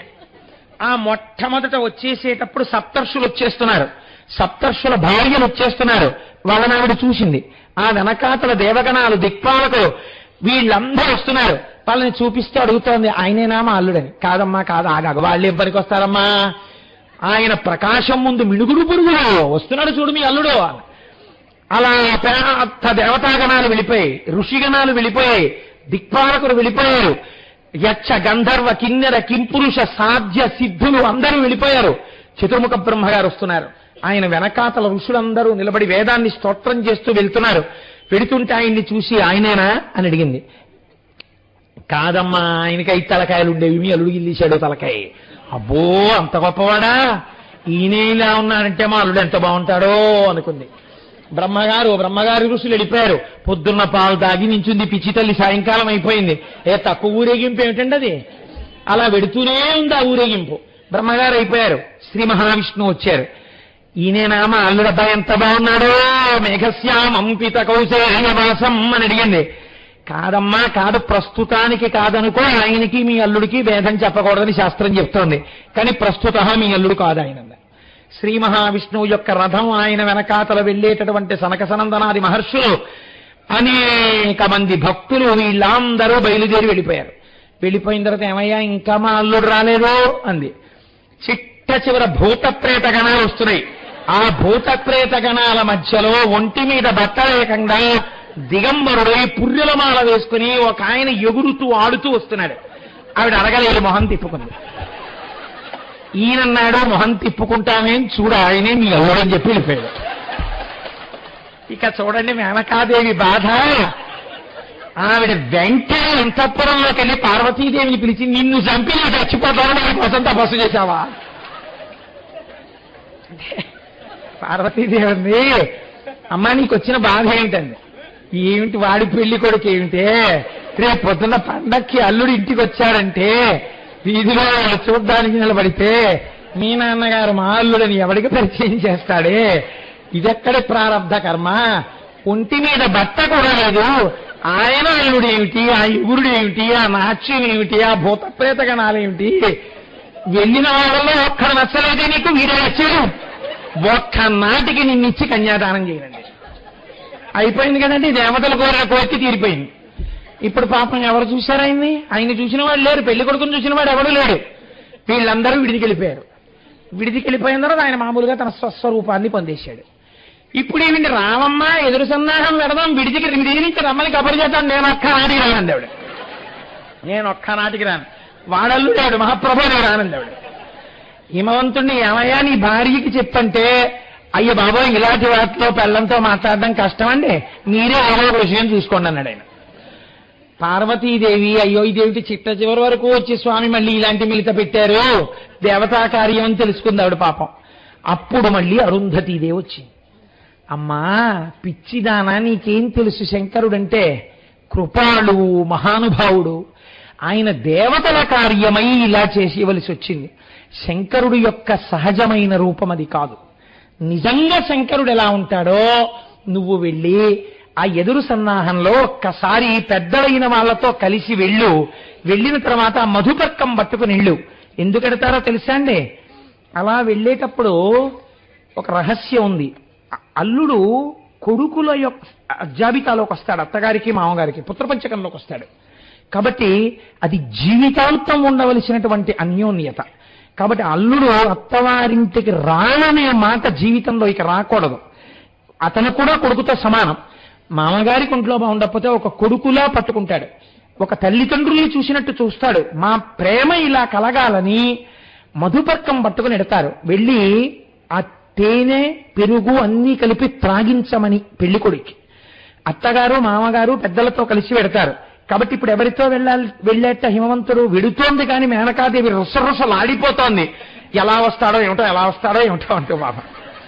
గంధమాదన మేరు కైలాస శైలాది కులశైల భర్తలు కొలిచినడు. గంధమాదన పర్వతం భార్యతో వస్తోంది, కానీ ఏమిటో ఇంత సంబంధం, ఇంత అల్లరి పెద్ద దీనికి అని చెప్పి కొడుస్తున్నారు వాళ్ళు. పాపం ఈవిడ మొహం చిన్నబుచ్చుకుని ఏమిటో అల్లుడు అని చెప్పి అరుంధతీదేవి చెప్పింది. ఇప్పుడు ఎలా వస్తాడో ఏమిటో బయటకని బెంగెట్టుకుని ఆవిడెడుతోంది. గంధమాదన మేరు కైలాస శైలములు పెద్దలతో కలిసి పెడుతున్నాడు. పుణ్యకాహలను పుణ్యదుంభములను పుణ్యశంఖములను బొలిచిమ్రోయ. కాహళలు మృదంగాలు శంఖాలు అన్ని మోగుతున్నాయి. మంగళపారక మాగధ వంది జనంబులు శుభకీర్తనములు చేయ. వంది మాగధలు స్తోత్రాలు చేస్తున్నారు. కదిసి పేరంటాండ్రు కళ్యాణములు బాడ బరిజనంబులు తన్ను బలిసి కొలువ. పేరంటాండ్రందరూ వెనకాల వస్తుండగా ఎదురు సన్నాహానికి వెళ్లారు. శంకరుడు అట్టించి పెళ్లి కుమారుడిగా వస్తున్నాడు. కోటి సూర్య ప్రతీకాశం సర్వావయవ సుందరం విచిత్రవసనం ఛాధ నానాభూషణ భూషితం. ఆయన వచ్చేటప్పుడు కోటి సూర్య సుప్రకాశం, ఆయన విడిదిలోంచి బయటికి వచ్చే ముందే కోటి సూర్యులు వేయించిన కాంతి వచ్చింది. అటువంటి కాంతితో విచిత్రవసనం చాధ, ఇప్పటిదాకా పులితోలవి కట్టాడు. ఇప్పుడు అసలు అటువంటి వస్త్రం ఒకటి ప్రపంచంలో ఉంటుందని ఎవ్వరికీ తెలియదు. అటువంటి బంగారు సరిగంచు పంచ కట్టాడు, అటువంటి ఉత్తరీయం వేసుకున్నాడు. విచిత్రవసనం చాధానాభూషణ భూషితం, అనేకానేకమైనటువంటి భూషణ భూషితుడయ్యాడు. బంగారు హారములు, బంగారు కేయూరములు, బంగారు కంకణములు అన్నీ పెట్టుకున్నాడు. పెట్టుకుని మహానుభావుడు వస్తున్నాడు. సుప్రసన్నం సులావణ్యం సుహాసంచ మనోహరం. ఆ వస్తున్నప్పుడు ఇది శంకరుడి యొక్క నిజస్వరూపం. సుప్రసన్నం, నవ్వుతూ ఉన్నాడు. సులావణ్యం, ముట్టుకుంటే కందిపోతాడేమో అనిపించిందిట. సులావణ్యం సుహాసంచ, చిన్ని చిరునవ్వు. మనోహరం, చూడగానే అలా ఉండిపోతారట. ఎంత ఋషికాంతలైనా సరే శంకరుణ్ణి చూస్తే వెళ్ళి కౌగలించుకోకుండా ఉండలేరట, అంత అందగాడు. సుహాసంచ మనోహరం గౌరాభం ద్యుతి సంయుక్తం. గౌరాభం, గౌరీదేవి కాంతి ఎటువంటిదో అటువంటి కాంతితో ఉన్నాడు ఇవాళ. ద్యుతి సంయుక్తం, అటువంటి కాంతితో. గౌరాభం ద్యుతి సంయుక్తం, అటువంటి వాడై బయలుదేరి వస్తున్నాడు. సూర్యేణ చిత్రితం మూర్ధ్ని చంద్రదండ విరాజితం. సూర్యుడు గొడుగయ్యాడు, చంద్రుడు ఆ గొడుగుకి దండమయ్యాడు. గంగా యమునా చైవ విధర్తుస్మనుచామరే. శంకరుడు వస్తున్నప్పుడు గంగాదేవి యమునాదేవి ఇద్దరూ రెండు పక్కల శంకరుడికి వింజామర వీస్తూ వస్తున్నారు. అందుకే రేపు పార్వతీ కళ్యాణంలో మీరు చూద్దురు గాని ఇద్దరు చిన్న చిన్న పిల్లలు పట్టుబట్టలు కట్టుకుని కళ్యాణం అయ్యేంత వరకు కూడా పక్కన ఇందాక మీరు చూసిన వింజామర వేస్తూ ఉంటారు. ప్రతిసారి మీరు చూసిన కళ్యాణంలా ఉండదు, పొద్దుట్నుంచి అలాగే ఉంటుంది ఆ కళ్యాణం. ఈ ఆదివారం ఏం పనులు పెట్టుకోకండి, అందరం పార్వతీ కళ్యాణానికి వచ్చేద్దాం. కాబట్టి ఇలా బయలుదేరి వచ్చేటప్పటికీ మేనకాదేవి చూసి పొంగిపోయిందిట. ఎంత పొంగిపోతున్నా చిన్న అనుమానం గబుక్కునలా కనపడ్డ కదా. ఈ త్రికరణ శుద్ధి లేకపోవడం వల్ల హిమవంతుణ్ణి అట్టె పెట్టాడు ఆయన. నిజంగా చూడండి మహానుభావుడైన త్యాగం. ఇప్పుడు ఆ పెళ్లి కొడుక్కి ఎదురొచ్చి వీళ్ళందరూ వెళ్ళి ఈ పర్వతాలన్నీ నమస్కారం చేసి ఆయన అందం చూసి ఆయన లావణ్యం చూసి మురిసిపోయింది. ఇప్పటి వరకు మూతులు తిప్పిన వాళ్ళందరూ అమ్మ బాబోయ్ ఎంత చమత్కారో అనుకున్నారు. జగదీశాయ నమో నమో నమ సుధా సంకాసితాంగాయ శ్రీనగనాథాయ నమో నమో శుభకరానందాయ వేదార్థ పారగవంద్యాయ నమో నమో సురనదీ రంగత్తరంగావళీ ముకుటాగ్రాయ నమో నమో మునిమనో మందార సర్వేశ్వర అని ఆ పర్వతాలు భార్యలు అందరూ కలిసి ఎదురిళ్ళి స్వామికి ఆహ్వానం పలికి మధుపర్కమిచ్చి మేళతాళాలతో ఆ దేవతలందరినీ తోడ్కుని అంతఃపురంలోకి తీసుకుని వస్తున్నారు. తీసుకొస్తుంటే శ్రీ మహావిష్ణువు గబగబా శంకరుడి దగ్గరికి వచ్చారు. శంకరా ఒక్క క్షణం అన్నారు. ఏమైంది అని అడిగారు. దేవదేవు పెండ్లి తెరగొప్పనంతయో చూడదలచి నిక్కె చూచననగా దక్షిణంబు దిక్కు దారుణియంతయో గడగనొద్దగడవుగాగనెగసే. మొత్తం అన్ని లోకాల్లో ఉన్నవాళ్లు దేవతలు, దానవులు, దైత్యులు, యక్షులు, కిన్నెరులు, కింపురుషులు, సాధ్యులు, సిద్ధులు, పర్వతాలు, నదులు, సముద్రాలు, జంతువులు, సమస్త చరాచర ప్రపంచము ఇక్కడికి వచ్చేసింది పెళ్లికి. దానితో దక్షిణ దిక్కు పైకి లేచిపోయింది. లేచిపోయి ఉత్తర దిక్కు వంగిపోతోంది. దక్షిణ దిక్కు పెళ్లి నేనెందుకు చూడకూడదని పైకి నిక్కి చూస్తోందా అన్నట్టుగా లేచిపోతోంది. క్షణక్షణానికి ఈశ్వర భూమిని ఇప్పుడు సమతలం చెయ్యాలి, మీరు తొందరపడి ఏదో ఒకటి చెయ్యండి అన్నారు.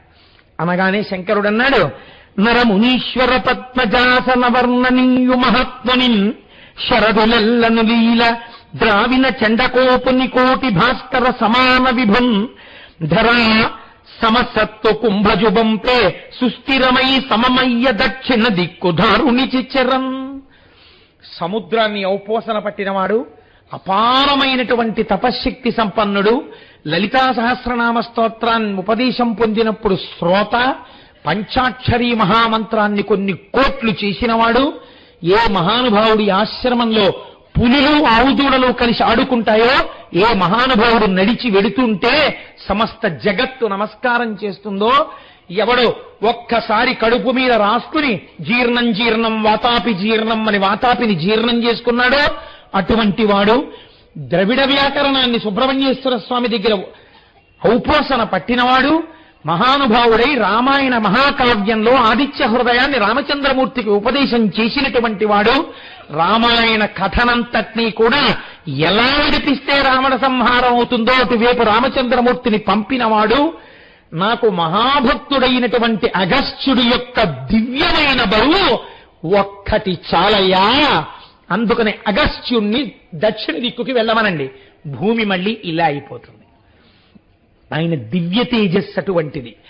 ఇంతమందికి ఒక్క అగస్త్యుడు చాలు, ఆయన దివ్యమైన శక్తి చాలు అనేటప్పటికే శంకరా నాకు నీ కళ్యాణం చూసే భాగ్యం లేదా అని అడిగేట అగస్త్యుడు. నీకు తప్పకుండా నా కళ్యాణము గోచరమవుతుంది. అందరూ అలా అలా చూడాలి, ప్రొజెక్టర్ల మీద లైవ్ టెలికాస్ట్ చేస్తుంటే చూడాలి, నీకు కళ్ళ ముందు కనబడుతుంది, వెళ్ళమన్నారు. ఆనాడు అగస్త్యుడు దక్షిణ దిక్కుకొచ్చాడు, భూమి సమతలంగా నిలబడింది. అంత జనంట పార్వతీ కళ్యాణానికి. పార్వతీ కళ్యాణం అంటే మాటలు కాదండి. ఇప్పుడు అంతఃపురంలోకి తీసుకెళ్లారు, పెళ్లి మంటపంలోకి శంకరుణ్ణి తీసుకెళ్తున్నారు. తీసుకెళ్లి ఇప్పుడు పెళ్లి కూతురికి పెళ్లి కొడుక్కి మంగళ స్నానాలు చేయించాలి. కాబట్టి ఈ మంగళ స్నానాలు చేయించేటప్పుడు ఒక పద్ధతి ఉంటుంది. కలశ పెట్టి, కలశలో పల్లవాలు పెట్టి, రాయాకులు పెట్టి, గోరువెచ్చటి నీటితో మాత్రమే మంగళ స్నానం చేయించాలి, చల్లటి నీళ్లు పోయకూడదు. అందుకే రేపు అమ్మవారికి అయ్యవారికి మంగళ స్నానం చేయించేటప్పుడు గోరువెచ్చటి నీటితో చేయిస్తాం.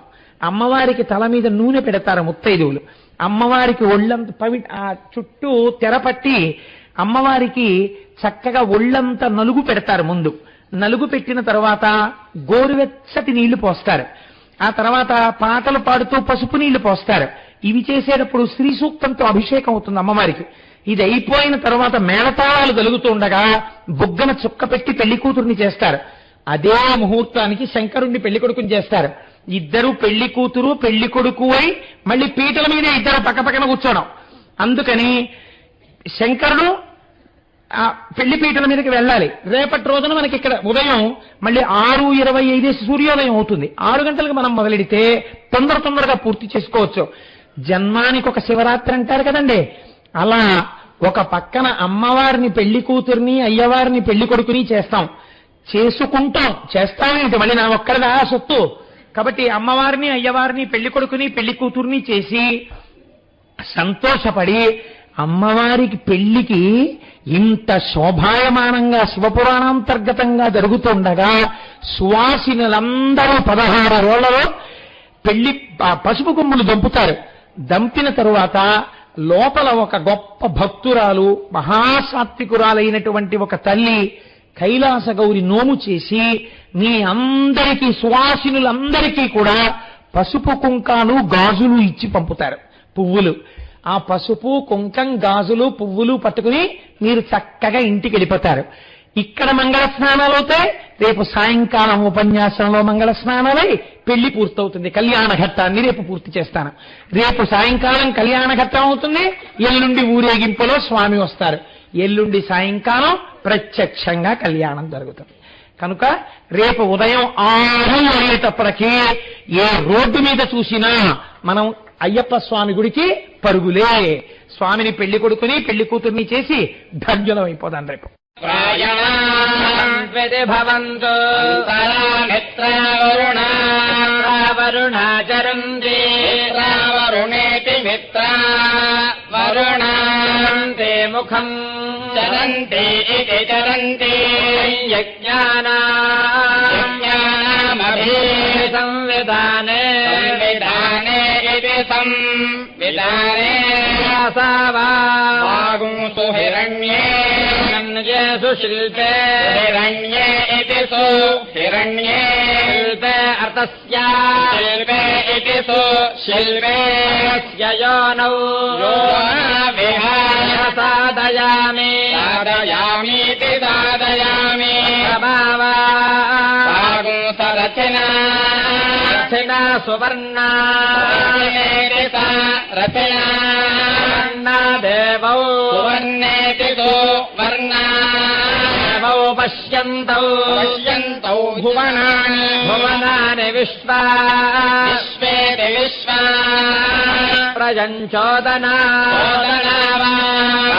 विमाना होतारा ज्योतिः प्रतिशा दिशा दिशन्ता दिशेति प्रादिशा सञ्चेति दिशन्ता आदिश्यैर्नः भारती भारतीमष्टो यज्ञम् यज्ञगुं सरस्वती पते सह रुद्रैः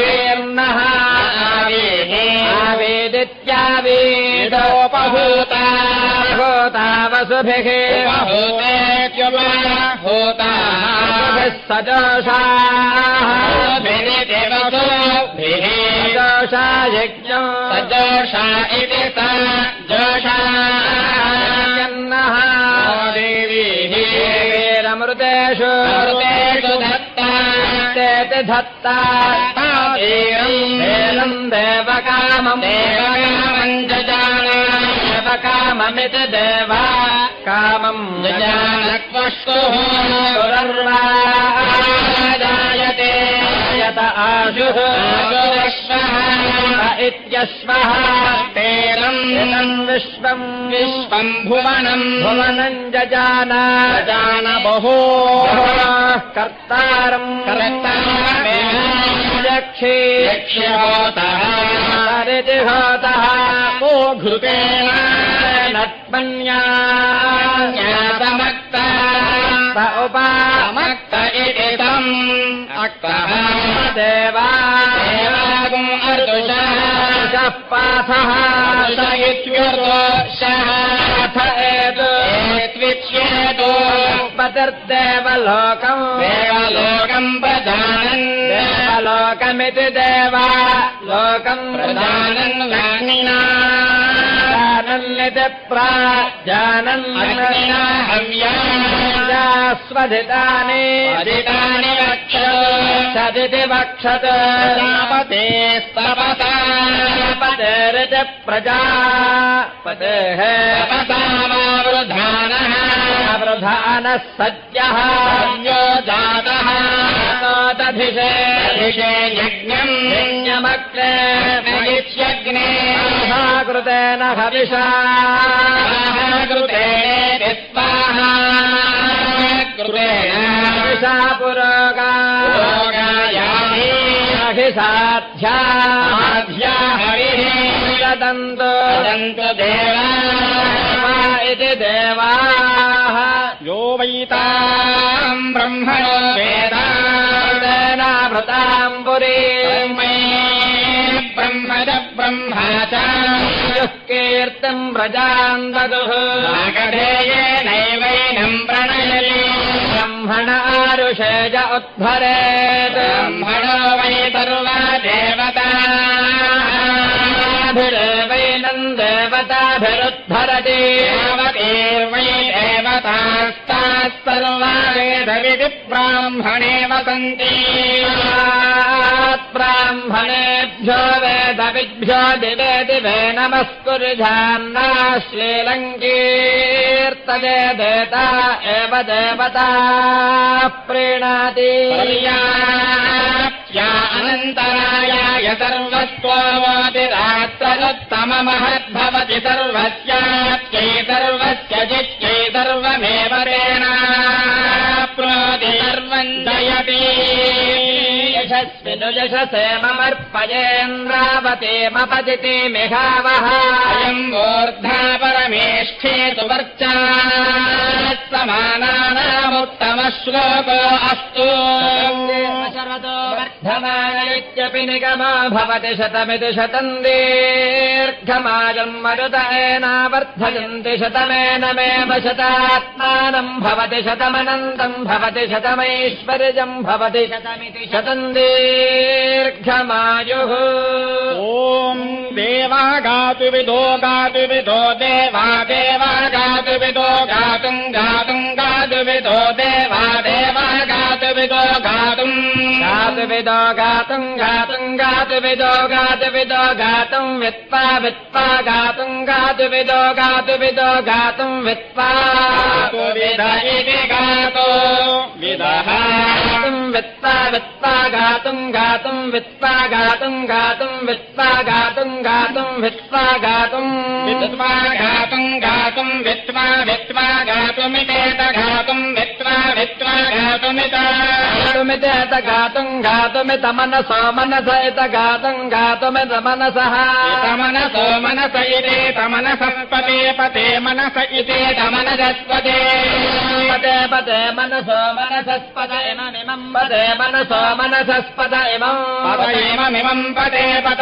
इमन्नो न इमम् पते पत इमन्नः इममिमन्नो देव देव न इममिमन्नो देवा देव देव नो नो देव देवेषु देवेषु देव नो नो देव देवेषु देवेषु देवेषु देव देव देवेषु यज्ञम् यज्ञम् देवेषु देव देव देवेषु यज्ञम् देवेषु यज्ञम् यज्ञम् देवेषु देवेषु यज्ञम् पुष्पाहा स्वाहा यज्ञम् देवेषु देवेषु यज्ञस्वाहा स्वाहा स्वाहा यज्ञम् यज्ञस्वाहा वाच वाच स्वाहा यज्ञम् यज्ञस्वाहा वाचे स्वाहा वाचि वाचि स्वाहा स्वाहा वाचि स्वाहा स्वाहा वाचि स्वाहा स्वाहा वाचि स्वाहा स्वाहा स्वाहा वाच वाच स्वाहा वाते वाते स्वाहा वाच वाच स्वाहा वाते वाते वाते स्वाहा स्वाहा वाते धा धा वाते स्वाहा स्वाहा वाते धा धा धा वाते वाते धा अपाञ्यो द्रवणे रतः अहमस्मामुष्यायणाय एकते ब्रह्मवच्चताय गृह्णामि ऊर्मोरसः अहमस्मामुष्यायणाय वीर्याय गृह्णामि अपाञ्यो मध्यतो रतः अस्मामुष्यायणाय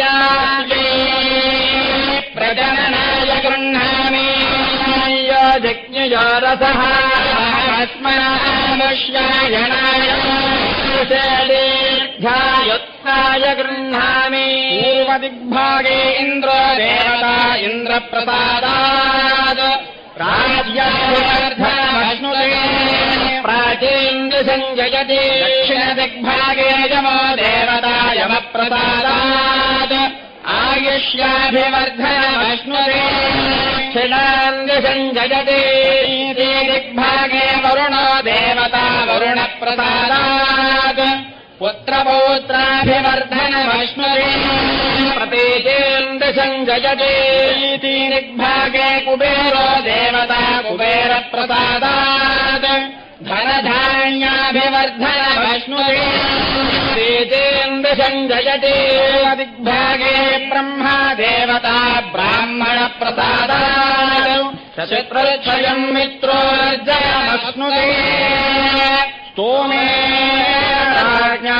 सर्वादिशो जयति एवम् वेद शतमानम् भवति शतायुः पुरुषः शतेन्द्रिय आयुष्येवेन्द्रिये प्रतिष्ठति శ్రీ సాంబ సదాశివానుగ్రహ సిద్ధిరస్తు. ఇప్పుడు స్వామివారికి పూజ చేసి ఇచ్చిన శేషవస్త్రాలు మా ఆలయ అర్చకులు పూజ్యగురువు చాగంటి కోటేశ్వరరావు గారికి, మా గురుపత్ని శ్రీమతి ఈశ్వరమ్మకి ఆశీర్వదిస్తూ స్వామివారి అనుగ్రహం కలకాలం కోటేశ్వరరావు నుండి వారి అనుగ్రహం ఎదురుగా ఉండాలని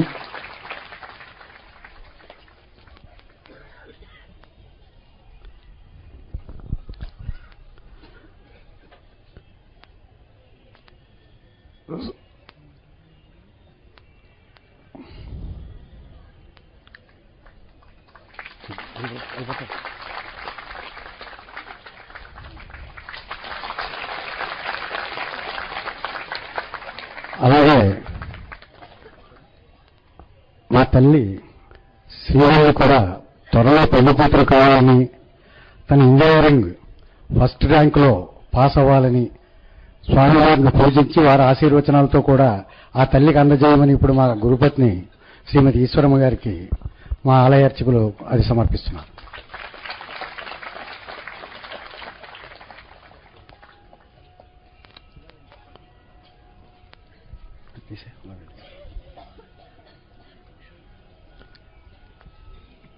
ఇప్పుడు ఒక మూర్తిని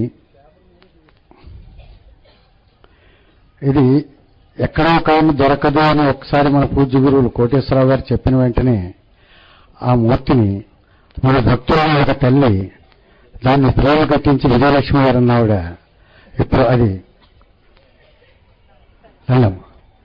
ఇప్పుడు బాలవారికి అది సమర్పించారు.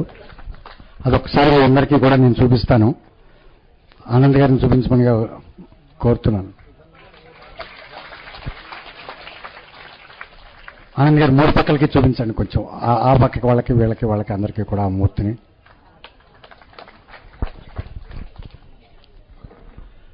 ఇప్పుడు మా తల్లి ఈశ్వరమ్మ గారిని బయటకు వచ్చేసినట్టు వేదిక మీద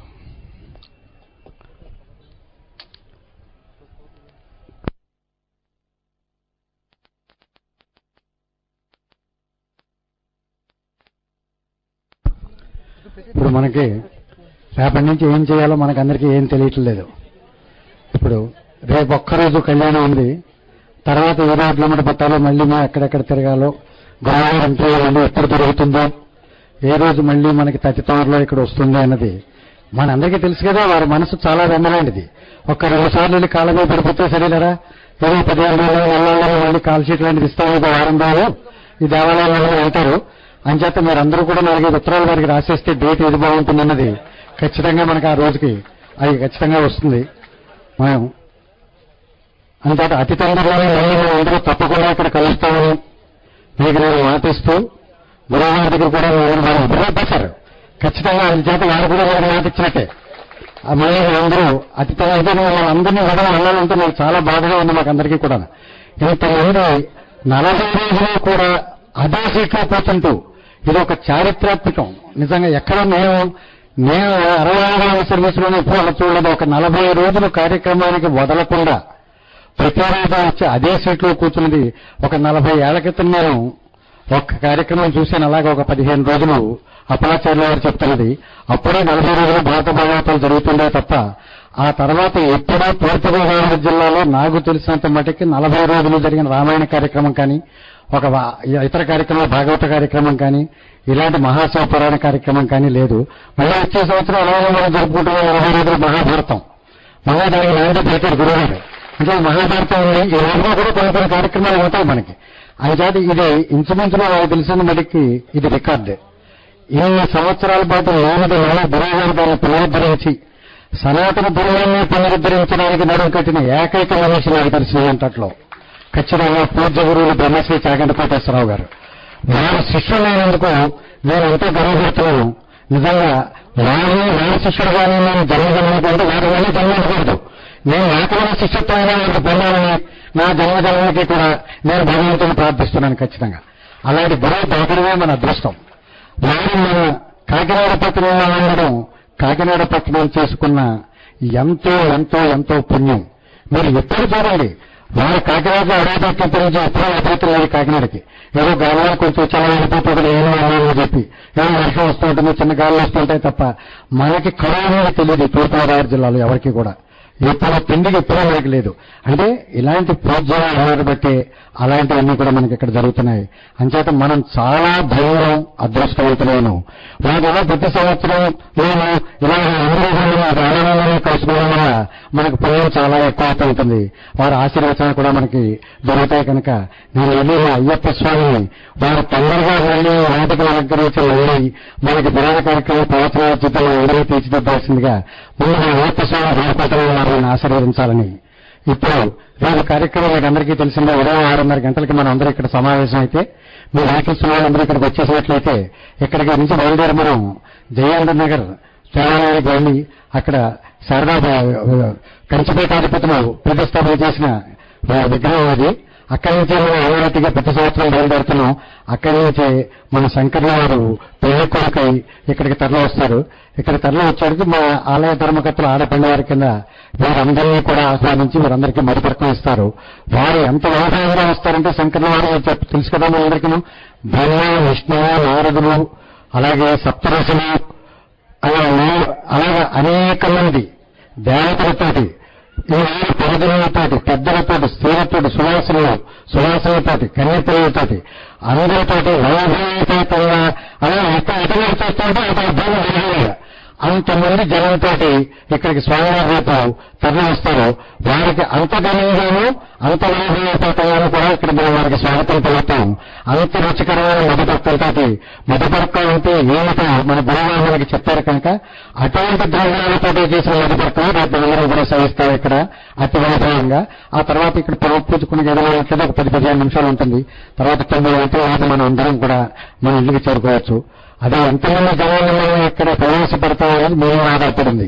ఇది చూసి ఇది కాకినాడ చరిత్రలో కదా ఆంధ్రప్రదేశ్ చరిత్రలోనే ఇది ఒక పెద్ద రికార్డు అయి ఉండాలి.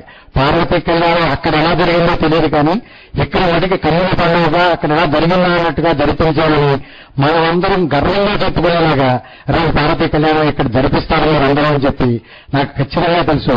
అలా జరిపించమని మనందరినీ కూడా ప్రార్థిస్తూ ఉదయం 6:30 గంటలకి మీరు బంధుమిత్ర సత్రవార సమేతంగా ఇక్కడికి రావాలని మిమ్మల్ని అందరినీ కోరుతూ ఆహ్వానించిన రేపంగా ఏ సంవత్సరాలు అందరూ ఒకటే అంచేత మిమ్మల్ని మరీ ప్రార్థిస్తున్నారు అశ్రద్ధ చేయకుండా 6:30 గంటల కదా రేపు ఇక్కడ ఉండమని చెప్పి అంచేత మీరందరూ కూడా రేపు 6:30 గంటలకు ఉంటారని. అలాగే పూజగారు తత్వజ్ఞాన సరస్వతి స్వామి వారు ఇక్కడికి వస్తున్నారని చెప్పమన్నారు. వారు కూడా 22వ తారీఖున ఇక్కడ వస్తున్నారు.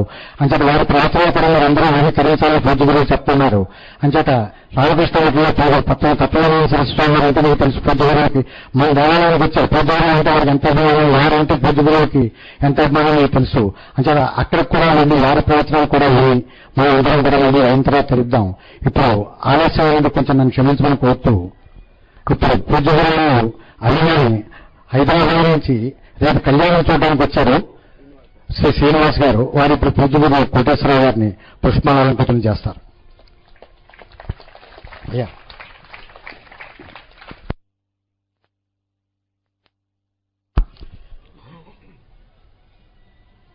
ఇంకొక అభిమాన పూజ్య గురువులకి వీరు అభిమానం ఎంతటి అభిమానం అంటే నేను మాటల్లో చెప్పలేను. బహుశా మీరందరూ తిరుపతి వెళ్ళినప్పుడు చూసే ఉంటారు వీరి అభిమానం ఎలాంటిదో. నేను వారిని పరిచయం చెక్కర్లేదు. వీరు ఇప్పుడు పూజ్య గురువు చాగండి ఇప్పుడే వచ్చారు వారు తిరుపతి నుంచి. పూజ్య గురువు కళ్యాణాది చూద్దామని కోటేశ్వరరావు గారు ఆధ్వర్యంలో జరుగుతున్న కళ్యాణాది వారు చూద్దామని చెప్పి ఇప్పుడే వచ్చారు వారు.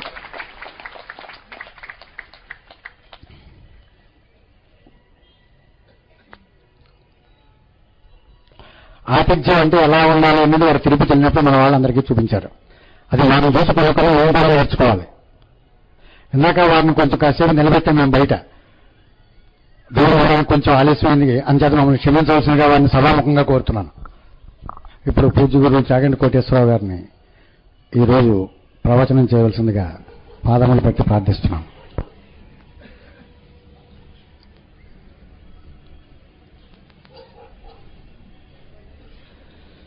శుక్లాంబరధరం విష్ణుం శశివర్ణం చతుర్భుజం ప్రసన్నవదనం ధ్యాయేత్ సర్వవిఘ్నోపశాంతయేత్. గురుర్బ్రహ్మ గురుర్విష్ణుః గురుర్దేవో మహేశ్వరః గురుః సాక్షాత్ పరబ్రహ్మ తస్మై శ్రీగురవై నమః. వ్యాసాయ విష్ణురూపాయ వ్యాసరూపాయ విష్ణవే నమో వై బ్రహ్మనిధయే వాసిష్ఠాయ నమో నమః. కూజంతం రామ రామేతి మధురం మధురాట్